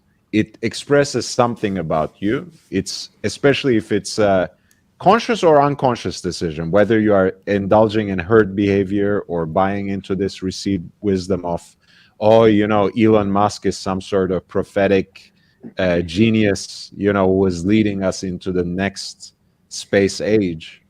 Yeah, it's just, you must be it says something about you that you own a Tesla. So It's a money visibility thing. You're displaying your money. If you want to be carbon conscious, and the Californian carbon conscious community wants to wake up, and they calculate how much it takes of burning to develop that stupid car, they will short the stock of Tesla and take it to negative, if there is such a thing. Um, the the required carbon that goes into the production of this car is 10 times that of a normal car. It's stupid to think, but Musk entered the market where there was a gap. He found an inefficiency, as we call in finance. He found himself a gap, and he took advantage of that gap when everybody else was sleeping, right? Because basically with the Tesla, you're buying a battery. So once he fixed that issue of the battery, he put in a couple of wheels on it, and there he went. All I'm saying is that now the big guys are coming along, and they will produce cars, and the market is going to shift tremendously over the next 10 years. Kia, Hyundai, the Japanese are moving into it, and they're not going to let, and this is similar to Rolex and Vacheron Patek, they're not going to let others dominate. They will have to dominate because they are very, very big in this market. If you look at the German manufacturing sector, SMEs, small and medium sized enterprises, benefit greatly from the existence of these big auto manufacturers. Audi um, employs a lot of people in the secondary market um, because of the production of the car. So they go into brakes and windshields and tires, and it's a huge market. So it employs millions of Germans. If the German government lets it go down, they have a problem. Same in Switzerland. If they let Rolex and Omega go down, and this stupid letter that 50% of gas is gonna production is gonna be reduced. I mean, they're talking nonsense. So they don't understand how manufacturing happens. there's also something else I will add to this, and Starbucks is a great example of what I'm going to talk about, especially the way it developed in this country. Now, Starbucks, of course, may be seen to have cannibalized the market, but they have also, in a way, created it and led its expansion, which allows the entry of just about a lot of SMEs, as you put it, Professor. So now people are actually craving that $5 cup of coffee almost universally. And it's not only the Starbucks, but the medium-sized chains, as well as mom and pop coffee stores that benefit from that created ecosystem of grab and go cup of coffee. Now, the same thing can be said about the Swiss watch industry as well, right? You can complain about the dominance of Rolex. We can nitpick about aspects of Patek Philippe's or Omega's branding, but in fact, the existence of these top 5, 7, 8, or 10 brands really sustain an entire ecosystem and keep alive an entire brand as Swiss watchmaking or high horology. Same thing with Audi, actually, right? Do you think Audi would have the kind of global recognition and resonance if it weren't for Mercedes-Benz and BMW before them? No, no one would care about them, but they have built on that idea of a German car. And now Audi is basically occupying almost the same segment as Mercedes and BMW, and it is well deserved. But then again, it's made possible by the path that the two pioneers opened. And same thing can be said about the Swiss watch industry. Of course, maybe more brands should be brought up. I think the biggest challenge, just to add and finish this wonderful discussion, because I am involved in these kind of manufacturing discussions, more particularly on the electric vehicle segment, because I know it by profession. You know, besides professing, I do a lot of consulting, so I know the electric vehicle market very well. And something to say about this is that right now, if the world goes electric completely, we don't have the mines to accommodate for this demand. So it's not that simple. And we don't have yet the technology. So if everybody decides today, Aussie ditches his car, I ditch mine, and the rest of the world decides to do the same. If we want to buy Teslas, first of all, there is no mining to produce the lithium ion battery. There are no mines, right? A lot And of them we are in don't have China. enough copper. too. Yeah, we can go to China, but the Chinese are not very happy. And right now we haven't really found a way to decarbonize the process of production. One important thing that you mentioned, Lord, in your discussion, it's turning the discussion very academic now, I'm sorry, but it's very important. And something that also Ozzy touched upon is two things. One is the brand. Rolex is the most recognizable brand in the world, number one. I mean, after that, there is Coca-Cola and, you know, all the others, but Rolex is number one. Brand is very important in modern marketing. Number two is that the biggest threat for the Swiss watch industry is actually the watchmakers. So even if we decide to go and buy a Patek, the biggest challenge over the next 50 years is having enough watchmakers to accommodate the production of Patek. The problem is that, and this is widely found in the Swiss watch industry. The issue is not gas, the availability of gas, or production and all of that. By the way, as a footnote, the stupid idiot who wrote this letter, if Rolex decides not to produce 500,000 watches, the gray marketeer idiots don't have enough watches, even with that. So, that they should have done their numbers. So obviously they didn't learn any maths, basic maths in school, because they didn't even go to university. So the issue is the watchmakers, guys. The watchmakers is a dying business. It's a dying trade. And that is, I think, the biggest threat for the Swiss watch industry. All right, so we're getting close to wrapping up. The poll has decided that you should get, in fact, the Gold Submariner. Gold Professor. Submariner, okay.